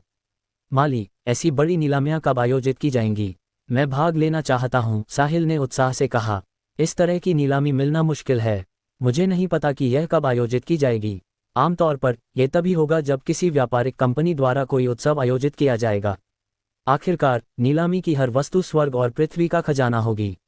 वे स्टार किंगडम में भी दुर्लभ हैं, इसलिए हर कोई भाग नहीं ले सकता। कंपनी पहले से ही निमंत्रण भेजेगी। केवल आमंत्रित ताकतें ही भाग ले सकती हैं, जबकि अन्य प्रवेश नहीं कर सकते। मैं समझ गया। साहिल ने कुछ देर सोचा और बोलना जारी रखा। माली, पहले सेंट्रल सेक्रेड कॉन्टिनेंट चलते हैं। जब हम पहुंचेंगे तो हमें पता चल जाएगा कि कब कोई बड़ी नीलामी होगी। यदि हमारे पास निमंत्रण नहीं है तो हम एक खरीद सकते हैं। मेरा मानना है कि जब तक मैं एक उचित कीमत दे सकता हूं, मैं निश्चित रूप से एक खरीद सकता हूं। ठीक है, तो चलिए सेंट्रल सेक्रेड कॉन्टिनेंट पहुंचने तक इंतजार करते हैं। अभी सबसे महत्वपूर्ण बात अपनी यात्रा जारी रखना है। चलो नीचे चलते हैं और देखते हैं कि पैगी कैसी है। शायद वह पहले ही जाग चुकी हो। अभी जल्दी है। वह तब तक नहीं जागेगी जब तक वह कम से कम एक दिन और एक रात नहीं सो जाती। माली, आपने उस पर क्या इस्तेमाल किया? इससे उसे कोई नुकसान तो नहीं होगा, है ना? आखिरकार वह अभी बहुत छोटी है। पैगी मेरी बेटी है, तो आप उसके बारे में मुझसे ज़्यादा चिंतित क्यों हैं? मुझे बस लगता है कि वह बहुत प्यारी है। चिंता मत करो, वह मेरी बेटी है तो मैं उसे नुकसान कैसे पहुंचा सकती हूँ। मैंने बस उसे सुला दिया है, इससे उसे कोई नुकसान नहीं होगा। यह अच्छा है। अध्याय 1591। इसके बाद मर्चेंट शिप को किसी दुर्घटना का सामना नहीं करना पड़ा। जैसे जैसे ये धीरे धीरे वर्महोल के प्रवेश द्वार के करीब पहुंचा, साहिल और अन्य लोग अन्य मर्चेंट शिप्स के साथ साथ सेंट्रल सेक्रेड कॉन्टिनेंट द्वारा भेजी गई पेट्रोल टीम से भी मिलने लगे। जैसे जैसे वे करीब आए, उन्होंने स्टार किंगडम के आसपास विभिन्न स्थानों पर अधिक से अधिक मर्चेंट शिप्स को इकट्ठा होते देखा। वहां कुछ विशाल मर्चेंट शिप्स भी थे जो साहिल और अन्य लोगों के मर्चेंट शिप से दर्जनों या सैकड़ों गुना बड़े थे। कोई केवल कल्पना ही कर सकता था कि वे एक बार में कितना सामान ले जाते होंगे। इस तरह के विशाल मर्चेंट शिप पर उसके पीछे की ताकतों का लोगो लगा होता था। कुछ बड़े परिवार थे और कुछ बड़े सेक्ट्स थे। हालांकि उनमें से अधिकांश ट्रेडिंग हाउसेस थे। वे सेंट्रल सेक्रेड कॉन्टिनेंट की मुख्य व्यापारिक शक्ति थे। वह छोटी गैलेक्सी जहां माली स्थित थी, मूल रूप से इस प्रकार के मर्चेंट शिप को सामान बेचती थी। कम कीमत पर सामान खरीदने के बाद वे उन्हें सेंट्रल सेक्रेड कॉन्टिनेंट भेज देते थे और अंतर को अपनी जेब में रखने के लिए उन्हें ऊंची कीमत पर बेचते थे। किसी को भी कीमत के अंतर को कम नहीं आंकना चाहिए। यह माल की लागत का कई गुना या दर्जनों गुना भी हो सकता है। आखिरकार यदि लाभ अधिक नहीं होता तो कोई भी इतनी लंबी दूरी तक सामान ले जाने के लिए अपनी जान जोखिम में डालने को तैयार नहीं होता। यदि स्पेस पायरेट्स के वे दो समूह जिनका सामना माली और अन्य लोगों ने किया था इस स्तर के मर्चेंट शिप से टकराते तो वे उन्हें छूने की हिम्मत भी नहीं करते। अंततः वे केवल आज्ञाकारी रूप से दूर ही रह सकते थे। यदि साधारण स्पेस पायरेट्स इन विशाल मर्चेंट शिप्स को गिराना चाहते तो उनका अंत केवल बुरा ही होता। जल्द ही मर्चेंट शिप एक हलचल वाले क्षेत्र में पहुंच गया। यहाँ कई मर्चेंट शिप्स और बैटलशिप्स व्यवस्थित तरीके से खड़े थे। जैसे ही मर्चेंट शिप पहुंचा, सेंट्रल शब्द वाला एक छोटा शिप तुरंत उनके पास आया। माली ने मर्चेंट शिप की सुरक्षा प्रणालियों को हटाने का आदेश दिया और फिर फ्रेजर और कई इन्फिनिटी रैंकर्स को मर्चेंट शिप की छत पर उनसे मिलने के लिए ले गई। छोटा शिप सीधे मर्चेंट शिप की छत पर खड़ा हो गया। ऊपर से दो पुरुष और एक महिला नीचे आए। नेतृत्व करने वाला एक मध्यम आयु वर्ग का व्यक्ति था। उसके पीछे एक युवा पुरुष और एक युवा महिला थी। दोनों ही दिखने में असाधारण थे। कोई भी उन्हें एक ही नज़र में देखकर बता सकता था कि वे असाधारण थे। तीनों ने सफ़ेद ट्रेंच कोट पहने हुए थे जिनके सीने और पीठ वाले हिस्से पर सेंट्रल शब्द छपा था। वे सेंट्रल सेक्रेड कॉन्टिनेंट के स्टाफ थे। तुम कहाँ से आए हो? जहाज से उतरते ही मध्यम आयु वर्ग के व्यक्ति ने पूछा। सर, हम ग्रीन अपोलो से हैं, माली ने सम्मानपूर्वक उत्तर दिया। Green Apollo? मध्यम आयु वर्ग के व्यक्ति ने संदिग्ध रूप से माली की ओर देखा। जाहिर तौर पर उसने इस जगह के बारे में नहीं सुना था। पता लगाओ कि ग्रीन अपोलो कहाँ है, मध्यम आयु वर्ग के व्यक्ति ने अपने पीछे के दो लोगों से कहा। जी कैप्टन। दो युवाओं ने तुरंत एक 3 डायमेंशनल इमेज खोली और जल्दी से उसे सर्च किया। कुछ देर बाद युवा महिला ने सबसे पहले कहा, सर, मुझे मिल गया। ग्रीन अपोलो यहाँ से 1,80,000 कॉस्मिक किलोमीटर दूर एक छोटी गैलेक्सी है। 1,80,000 कॉस्मिक किलोमीटर? मध्यम आयु वर्ग का व्यक्ति दंग रह गया। वे इतनी दूर से आए हैं? उसने माली की ओर देखा। एक पीक इन्फिनिटी रैंक का माल के साथ 1,80,000 कॉस्मिक किलोमीटर की यात्रा करने की हिम्मत कैसे कर सकती है? क्या उसे स्टार पायरेट से मिलने का डर नहीं है? मुख्य बात यह है कि वे सुरक्षित पहुंच भी गए। कितना अविश्वसनीय है। उनकी किस्मत बहुत अच्छी है। पैसों को महत्व देने वाले पागलों का एक झुंड जो अपनी जान की परवाह नहीं करते। साहिल इस समय भी कमरे में था और माली के पीछे नहीं गया था। यही कारण था कि मध्यम आयु वर्ग का व्यक्ति इतना हैरान था। यदि साहिल यहाँ होता तो वह इटर्नल एस्कॉर्ट होता और 1,80,000 कॉस्मिक किलोमीटर की यात्रा करना कुछ भी नहीं होता। तुमने इतनी दूर से आने के बाद बहुत कष्ट सहे होंगे, मध्यम आयु वर्ग के व्यक्ति ने सिर हिलाया और आह भरी। वह इन छोटी जगहों के लोगों को बहुत अच्छी तरह समझता था। वे उन बड़ी ट्रेडिंग कंपनियों को बेचकर बहुत कुछ नहीं कमा पाते जो उनसे खरीदने आती थीं। यदि दूसरे सामान को सेंट्रल सेक्रेड कॉन्टिनेंट भेजते और बेचते तो उनका लाभ दर्जनों गुना अधिक होता। अध्याय 1592। यदि वे स्वयं सामान का परिवहन करते तो उन्हें किसी भी समय दुर्घटनाओं का सामना करना पड़ सकता था। ऐसा करने में वे न केवल सामान बल्कि अपनी जान भी खो देते। यह अपनी संपत्ति और जीवन दोनों को खोने का एक विशिष्ट उदाहरण था। इसलिए उनमें से अधिकांश अभी भी बड़ी ट्रेडिंग कंपनियों को बेचने के इच्छुक थे। ये सस्ता होता, लेकिन अधिक महत्वपूर्ण बात यह थी कि इसमें कोई जोखिम नहीं होता। हालांकि अभी भी बहुत कम लोग थे जो व्यक्तिगत रूप से सामान बेचने के लिए सेंट्रल सेक्रेड कॉन्टिनेंट तक पहुंचाते थे। उस विफलता को नज़रअंदाज करते हुए जहां वे अपनी जान और पैसा खो देते और बदले में कुछ नहीं पाते, सफलता की स्थिति में उन्हें मिलने वाले लाभ रास्ते में आने वाली कठिनाइयों और खतरों की भरपाई करने के लिए पर्याप्त होते। सर, यात्रा महत्वपूर्ण नहीं है, जो मायने रखता है वह परिणाम है और ये तथ्य कि हम सफल हुए, माली ने मुस्कुराते हुए कहा। जब मध्यम आयु वर्ग के व्यक्ति ने माली के चेहरे पर मुस्कान देखी तो वह भी प्रभावित हो गया। यह महिला काफी अच्छी थी, वह बिल्कुल उसकी पसंद की थी। कहने की जरूरत नहीं है कि वह अधिकांश महिलाओं की तुलना में अधिक आश्चर्यजनक थी और वह उस छोटे प्रतिशत से संबंधित थी जो पिरामिड के शीर्ष पर बैठते थे। इसके अलावा वह काफी साहसी भी थी। वह केवल एक पीक इन्फिनिटी रैंकर थी, लेकिन उसने सामान से भरे जहाज के साथ 1,80,000 कॉस्मिक किलोमीटर की यात्रा की। एकमात्र कमी ये थी कि उसकी ताकत बहुत कम थी। वह केवल एक पीक इन्फिनिटी रैंकर थी और अटर्नल भी नहीं थी। उसका जीवन बहुत छोटा होगा। इसके अलावा इस बात की बड़ी संभावना थी कि वह इस उम्र में पहले से ही विवाहित थी और उसके बच्चे थे। हालांकि इससे माली के प्रति मध्यम आयु वर्ग के व्यक्ति की सराहना पर कोई प्रभाव नहीं पड़ा। वाकई यात्रा महत्वपूर्ण नहीं है, जो मायने रखता है वह परिणाम है। हाँ, तुम सफल रही हो। अब जब तुम यहाँ हो तो कोई भी तुम्हारे लिए चीजें मुश्किल करने की हिम्मत नहीं करेगा। मध्यम आयु वर्ग का व्यक्ति भी हंसा और बोला, धन्यवाद सर, तुम्हारा स्वागत है। ये तर्कसंगत है कि तुम्हें यहाँ वर्महोल का उपयोग करने के लिए एक निश्चित शुल्क देना होगा, लेकिन चूंकि तुमने 1,80,000 कॉस्मिक किलोमीटर की यात्रा की है और यह इतनी कठिन यात्रा है, इसलिए मैं तुम्हारे लिए शुल्क माफ कर दूंगा। ये तुम्हारा नंबर है। जब तुम्हारी बारी आएगी तो तुम सीधे सेंट्रल सेक्रेड कॉन्टिनेंट जाने के लिए वर्महोल का उपयोग कर सकती हो। बोलने के बाद मध्यम आयु वर्ग के व्यक्ति ने अपनी जेब से एक टोकन निकाला और माली को थमा दिया। माली ने जल्दी से दोनों हाथों से टोकन लिया और उसे देखा। उस पर 782 नंबर लिखा था।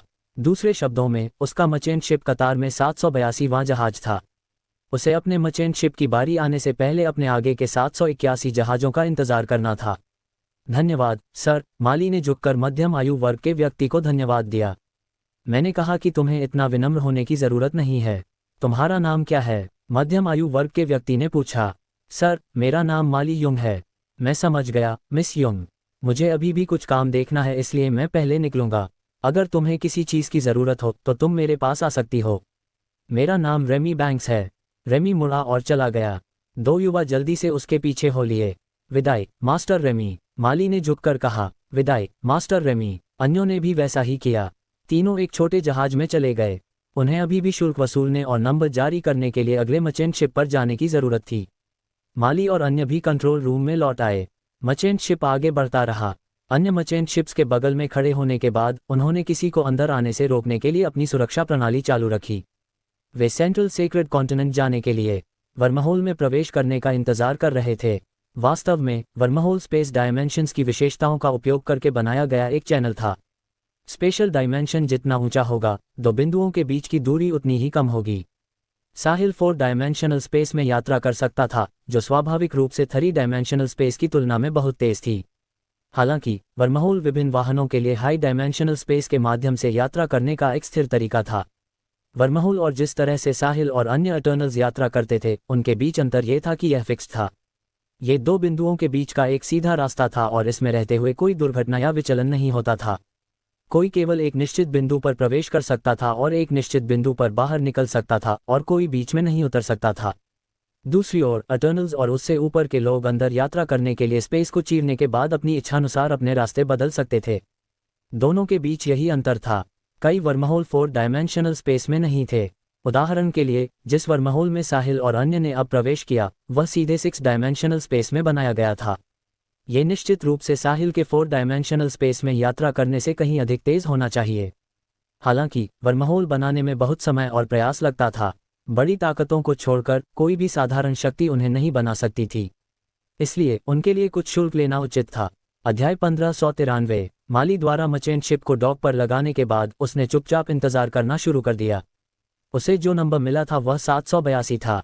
वह केवल अपनी बारी आने से पहले सामने के 781 जहाजों के वर्महोल में प्रवेश करने का इंतजार कर सकती थी। यहाँ पूरी तरह से सुरक्षित होगा क्योंकि यहाँ कोई भी परेशानी पैदा करने की हिम्मत नहीं करेगा। सेंट्रल सेक्रेड कॉन्टिनेंट द्वारा यहाँ तैनात लोग कमजोर नहीं थे। उन 2 पुरुषों और एक महिला में से जिन्होंने अभी कतार नंबर जारी किया था, मध्यम आयु वर्ग का व्यक्ति रेमी एक इटर्नल रेल्म रूलर रैंकर था और अन्य 2 युवा पार्शियल इटर्नल्स थे। यहाँ तक कि उन विशाल मर्चेंट शिप्स को भी पहुंचने पर अपनी बारी का इंतजार करना पड़ता था।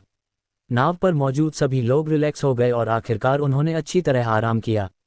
ग्रीन अपोलो छोड़े हुए उन्हें लगभग 2 साल हो चुके थे और उन्होंने अच्छी तरह आराम नहीं किया था। उन्होंने लगभग हर दिन डर में बिताया था। अब जब वे यहाँ थे तो यात्रा सफल मानी गई।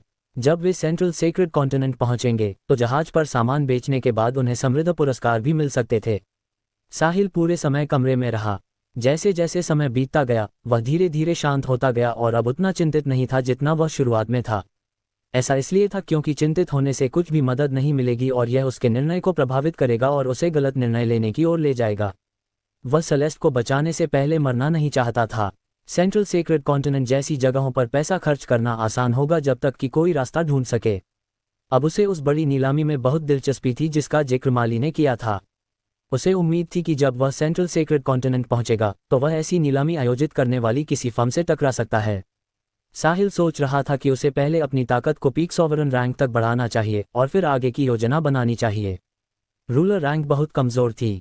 दूसरे उसे पूरी तरह से नीची नज़र से देखेंगे, ठीक वैसे ही जैसे ट्रेडिंग कंपनियों द्वारा आयोजित नीलामी होती थी। यदि किसी के पास ताकत या बैकग्राउंड नहीं होता तो वे उन्हें निमंत्रण भी नहीं भेजते। केवल एक बार जब वह पीक सॉवरन रैंक पर पहुंच जाएगा तो उसके पास अपनी रक्षा करने की शक्ति होगी और बोलने का अधिकार होगा। जहां तक सेंट रेल्म में पहुंचने की बात है, इसके लिए बहुत अधिक लेविश पॉइंट्स की आवश्यकता होगी। इसलिए उसने पहले पीक सॉवरन रैंक तक पहुंचने का फैसला किया और फिर धीरे धीरे सुधार जारी रखने के लिए समाधान खोजने का फैसला किया। साहिल ने अपने सिस्टम पैनल पर एक नज़र डाली। Host Sahil Khurana. Balance 10 quadrillion star dollars. Body ruler level 1, you may upgrade 1 level using 10 lavish points. Mind infinity level 10, you may upgrade using 100 lavish points. Combat Eternal Realm beginner ruler rank. Combat skills Void punch perfection, air crushing slap perfection, evil splitting sword technique perfection. Skills ancient traditional medicine perfection. Lavish points 0। जब से उसने milky वे में eternal realm ruler rank हासिल की थी तब से यह डेटा लंबे समय तक अपरिवर्तित रहा। सेंट्रल सेक्रेड कॉन्टिनेंट वह जगह थी जहां साहिल आगे अपनी क्षमताओं को दिखाएगा। पूरे स्टार किंगडम के व्यापारिक लेन देन का 80% हिस्सा वहीं होता था। भले ही साहिल अरबों स्टार डॉलर्स खर्च कर दे, फिर भी इससे कोई लहर पैदा नहीं होगी। हालांकि उसे अभी भी सावधान रहने की जरूरत थी। आखिरकार central sacred continent saints association का क्षेत्र था। अनुमान लगाया गया था कि वहां बहुत सारे सेंट्स होंगे। यदि वह बहुत अधिक दिखावा करेगा तो वह निश्चित रूप से उन्हें बाहर लुभाएगा, जो परेशानी भरा होगा। उसके पास अभी भी सेंट्स के सामने बोलने की ताकत नहीं थी, लेकिन उसका ये भी मानना था कि बहुत समय नहीं बीतेगा जब सेंट्स उसके लिए कुछ भी नहीं होंगे।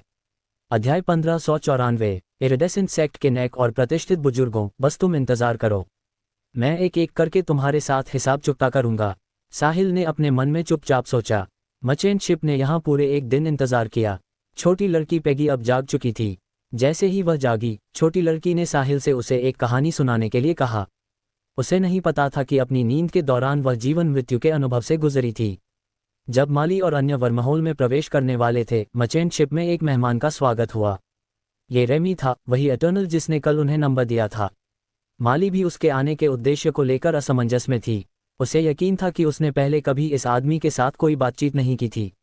हालांकि दूसरे पक्ष ने न केवल वर्महोल का उपयोग करने के लिए उसका शुल्क माफ कर दिया, बल्कि अब वह उसके पास भी आया था। भले ही वह संदिग्ध थी, फिर भी माली ने दूसरे पक्ष का सम्मानपूर्वक स्वागत किया। रेमी न केवल एक एटर्नल था, बल्कि वह सेंट्रल सेक्रेड कॉन्टिनेंट द्वारा यहाँ भेजा गया एक स्टाफ सदस्य भी था। माली की राय में वह एक बड़ी हस्ती था। यदि वह उसे नाराज करती तो वह कुछ भी नहीं कर पाती। यदि वह कहता कि मचेंट शिप के साथ कोई समस्या है और उन्हें वर्महोल में प्रवेश करने से मना कर देता। रेमी का अधिकार ऐसा ही था। मुझे आश्चर्य है कि आप यहाँ क्यों हैं, मास्टर रेमी। मैंने कोई तैयारी नहीं की थी। कृपया मुझे क्षमा करें, मास्टर रेमी, माली ने अपने सामने बैठे रेमी से सम्मानपूर्वक कहा।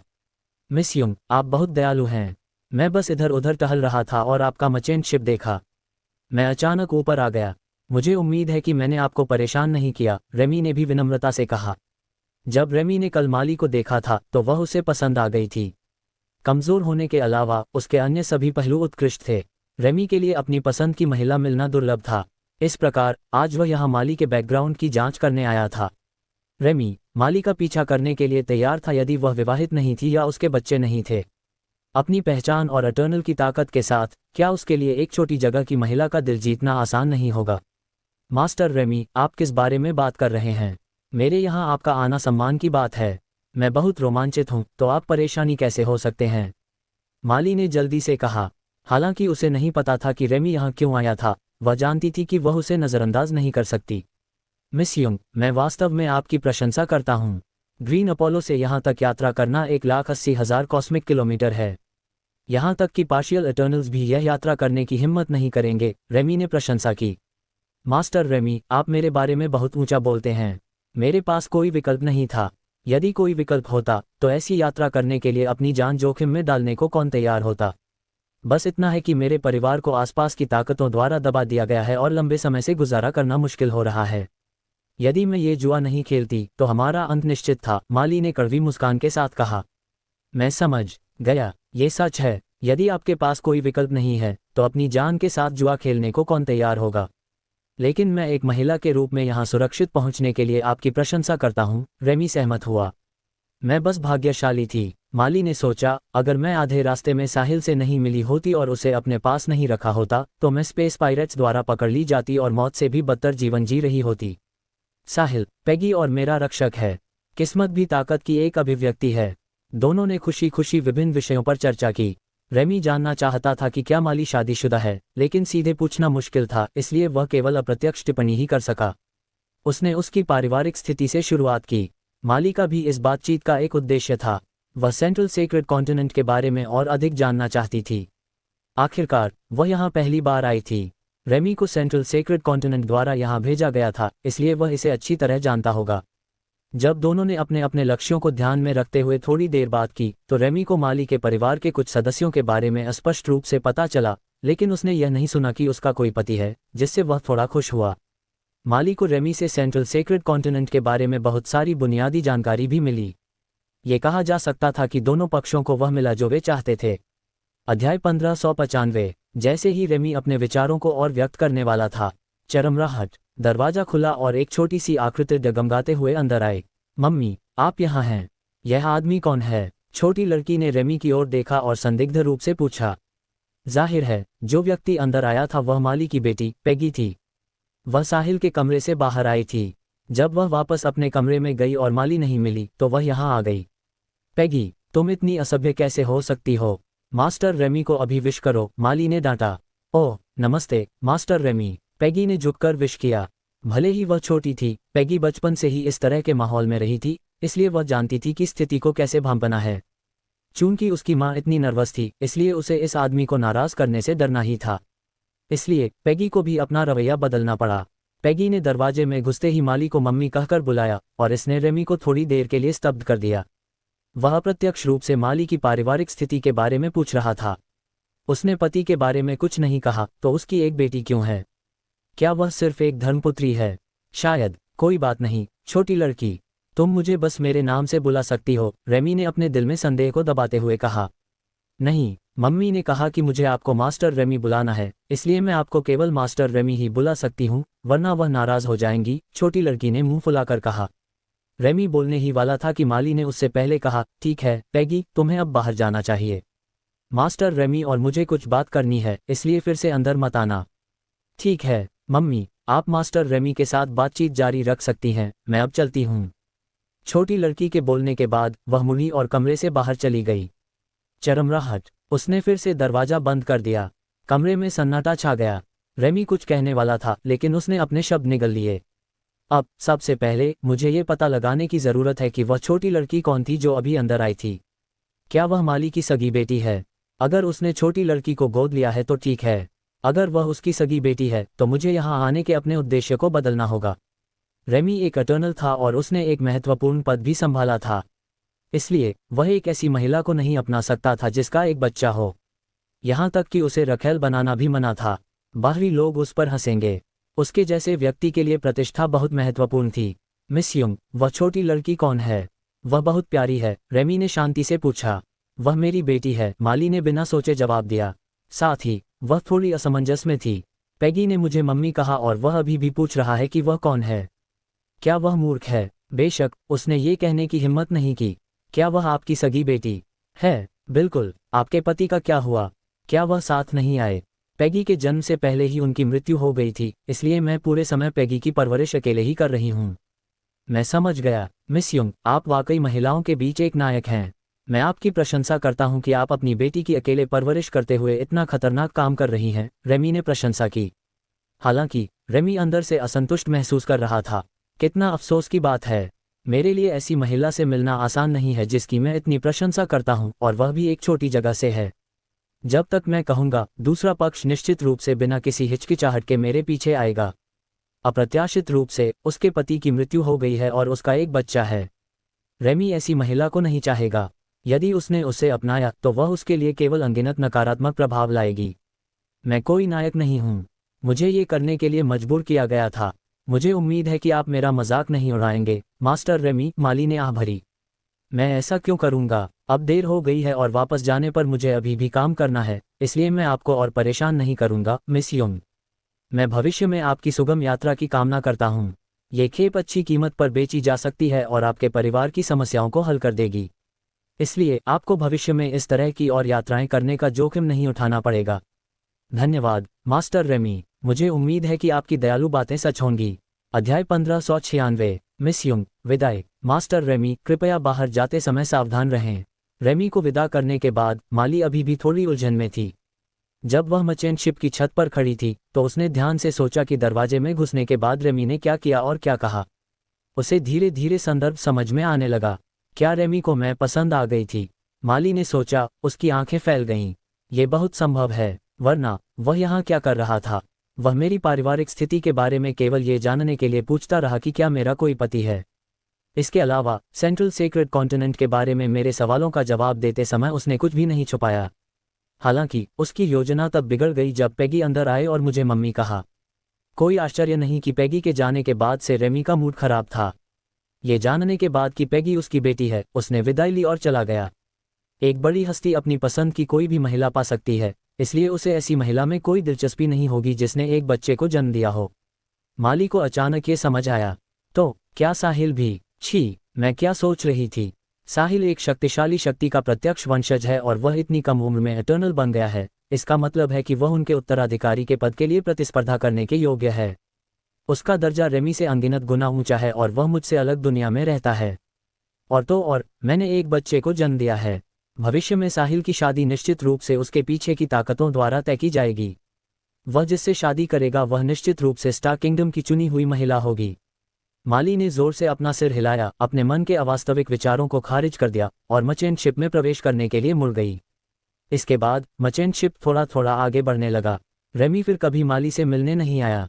जल्द ही उनकी बारी आ गई। 782 लिखे हुए टोकन को एक अन्य स्टाफ सदस्य को सौंपने के बाद मचेन शिप ने वर्महोल में प्रवेश किया। तारों भरा आसमान उज्जवल हो गया और उनके आसपास का वातावरण एकदम काला हो गया।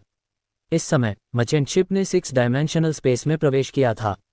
यहाँ का दबाव उस 4 डायमेंशनल स्पेस से कहीं अधिक था जिसमें साहिल ने एक बार प्रवेश किया था।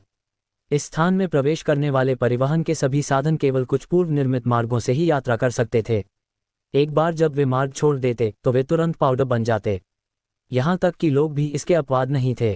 केवल साहिल जैसा अटर्नल ही कुछ समय के लिए इसका विरोध करने में सक्षम हो सकता था।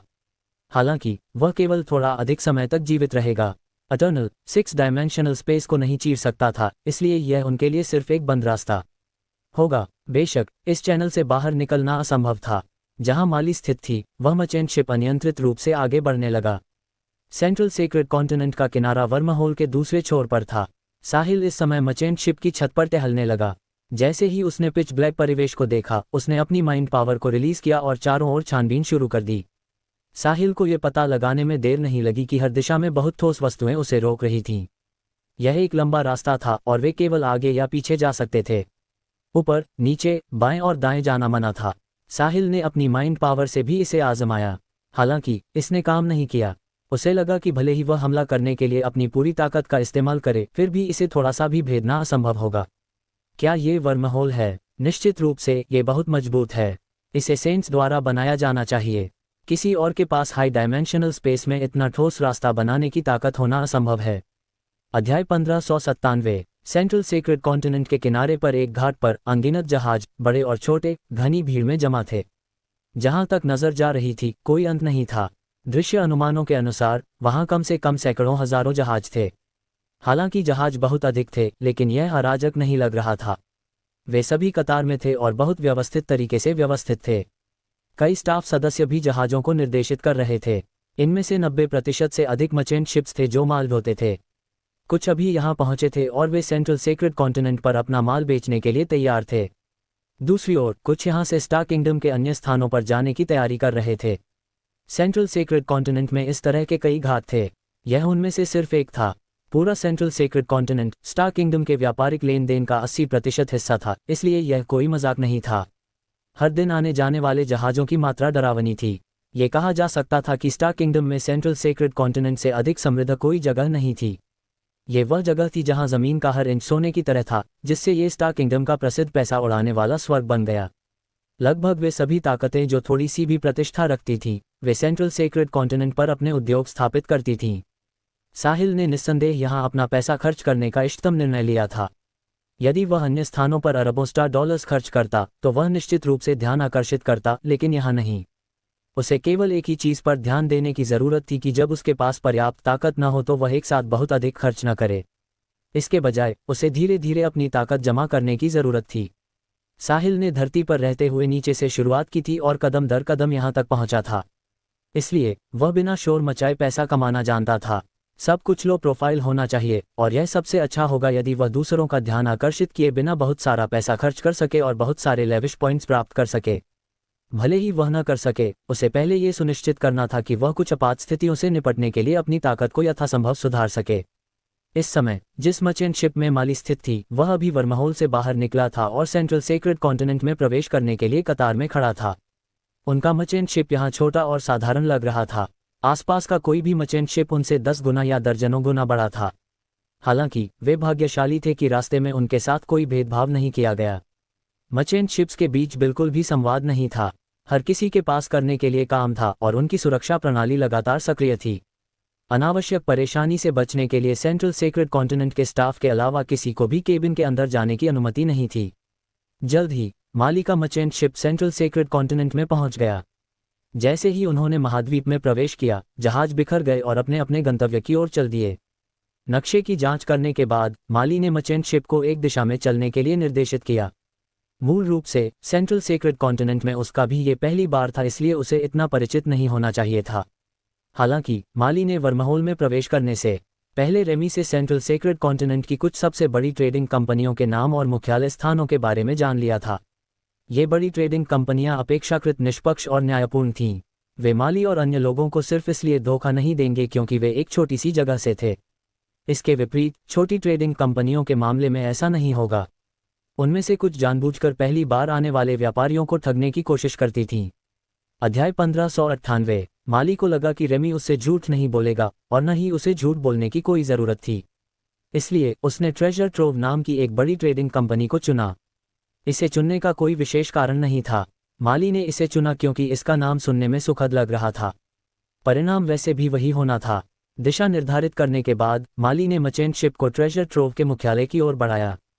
हालांकि वे बहुत दूर नहीं जा पाए थे कि एक छोटे स्पेसशिप ने उनका रास्ता रोक दिया। माली ने अपने सामने मौजूद छोटे स्पेसशिप को हैरानी भरे भाव से देखा। हम पहले से ही सेंट्रल सेक्रेड कॉन्टिनेंट में हैं और फिर भी वे हमारे जहाज को हाईजैक करने की हिम्मत कर रहे हैं। मैंने नहीं सोचा था कि वे इतने साहसी होंगे। वहां से अभी भी कई मर्चेंट शिप्स गुजर रहे हैं, तो उन्होंने हमें ही क्यों रोका? वहां से गुजरने वाले अन्य मर्चेंट शिप्स भी इसे नज़रअंदाज कर रहे थे। चूंकि यह उनका काम नहीं था, इसलिए वे इसमें अपनी नाक नहीं घुसाएंगे।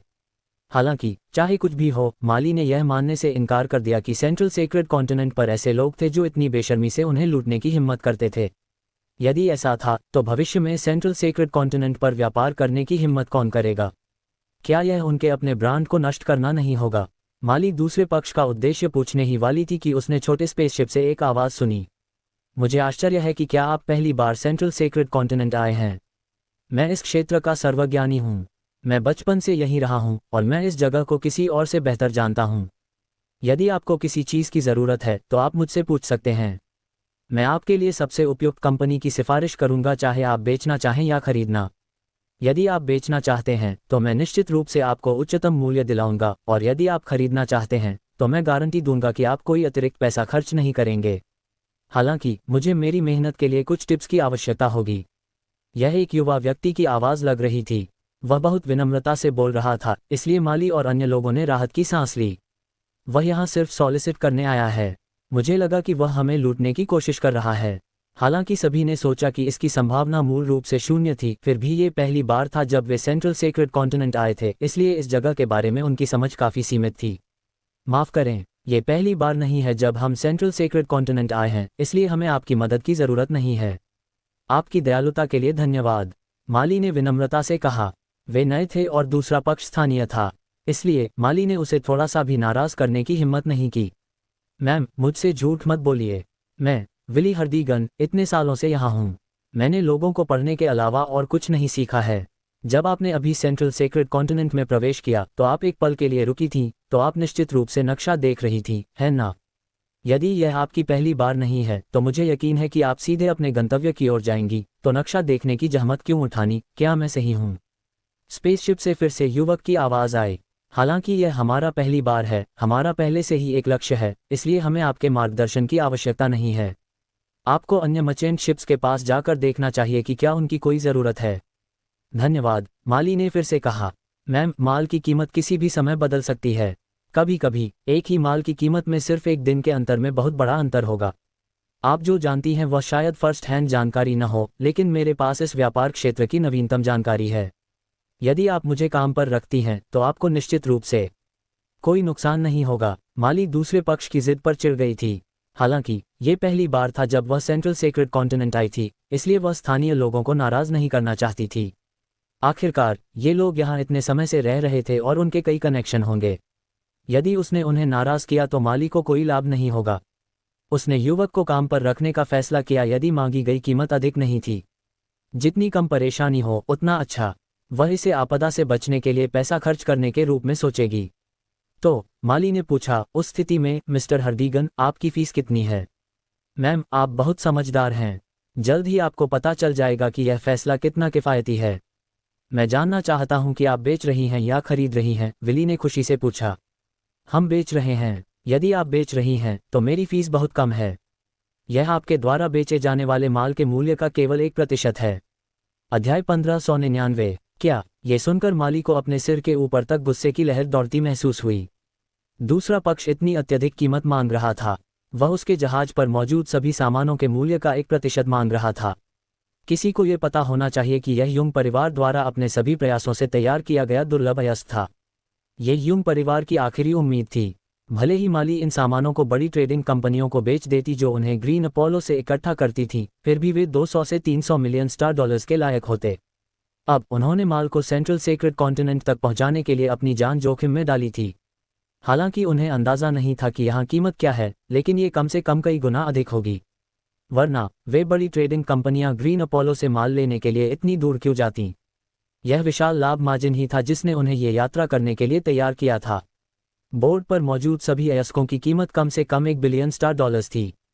सिर्फ चंद शब्दों के साथ, यह आदमी 1% प्राप्त करना चाहता था, यानी 1 करोड़ स्टार डॉलर से अधिक। वैसे माल की कीमत इस आंकड़े से भी अधिक हो सकती थी। ये कैसे संभव था? ये दिन दहाड़े डकैती थी। युंग परिवार ने अपनी पूरी यात्रा के दौरान उनकी रक्षा करने के लिए दर्जनों इन्फिनिटी रैंकर्स को जान जोखिम में डालने के लिए काम पर रखा था, और उन्हें कुल मूल्य का केवल 8% भुगतान किया गया था। दर्जनों इन्फिनिटी रैंकर्स 1 साल से अधिक समय तक अपनी जान जोखिम में डालने के बाद ही उतनी रकम कमा पाएंगे। यदि वे यात्रा के बीच में किसी दुर्घटना का शिकार हो जाते तो वे अपनी जान भी गंवा देते। इसलिए वे इस ठग को सिर्फ कुछ शब्दों के साथ 1% नहीं लेने देंगे। माली इस बार युंग परिवार द्वारा भेजी गई निर्णयकर्ता थी, इसलिए वह निश्चित रूप से सहमत नहीं होगी।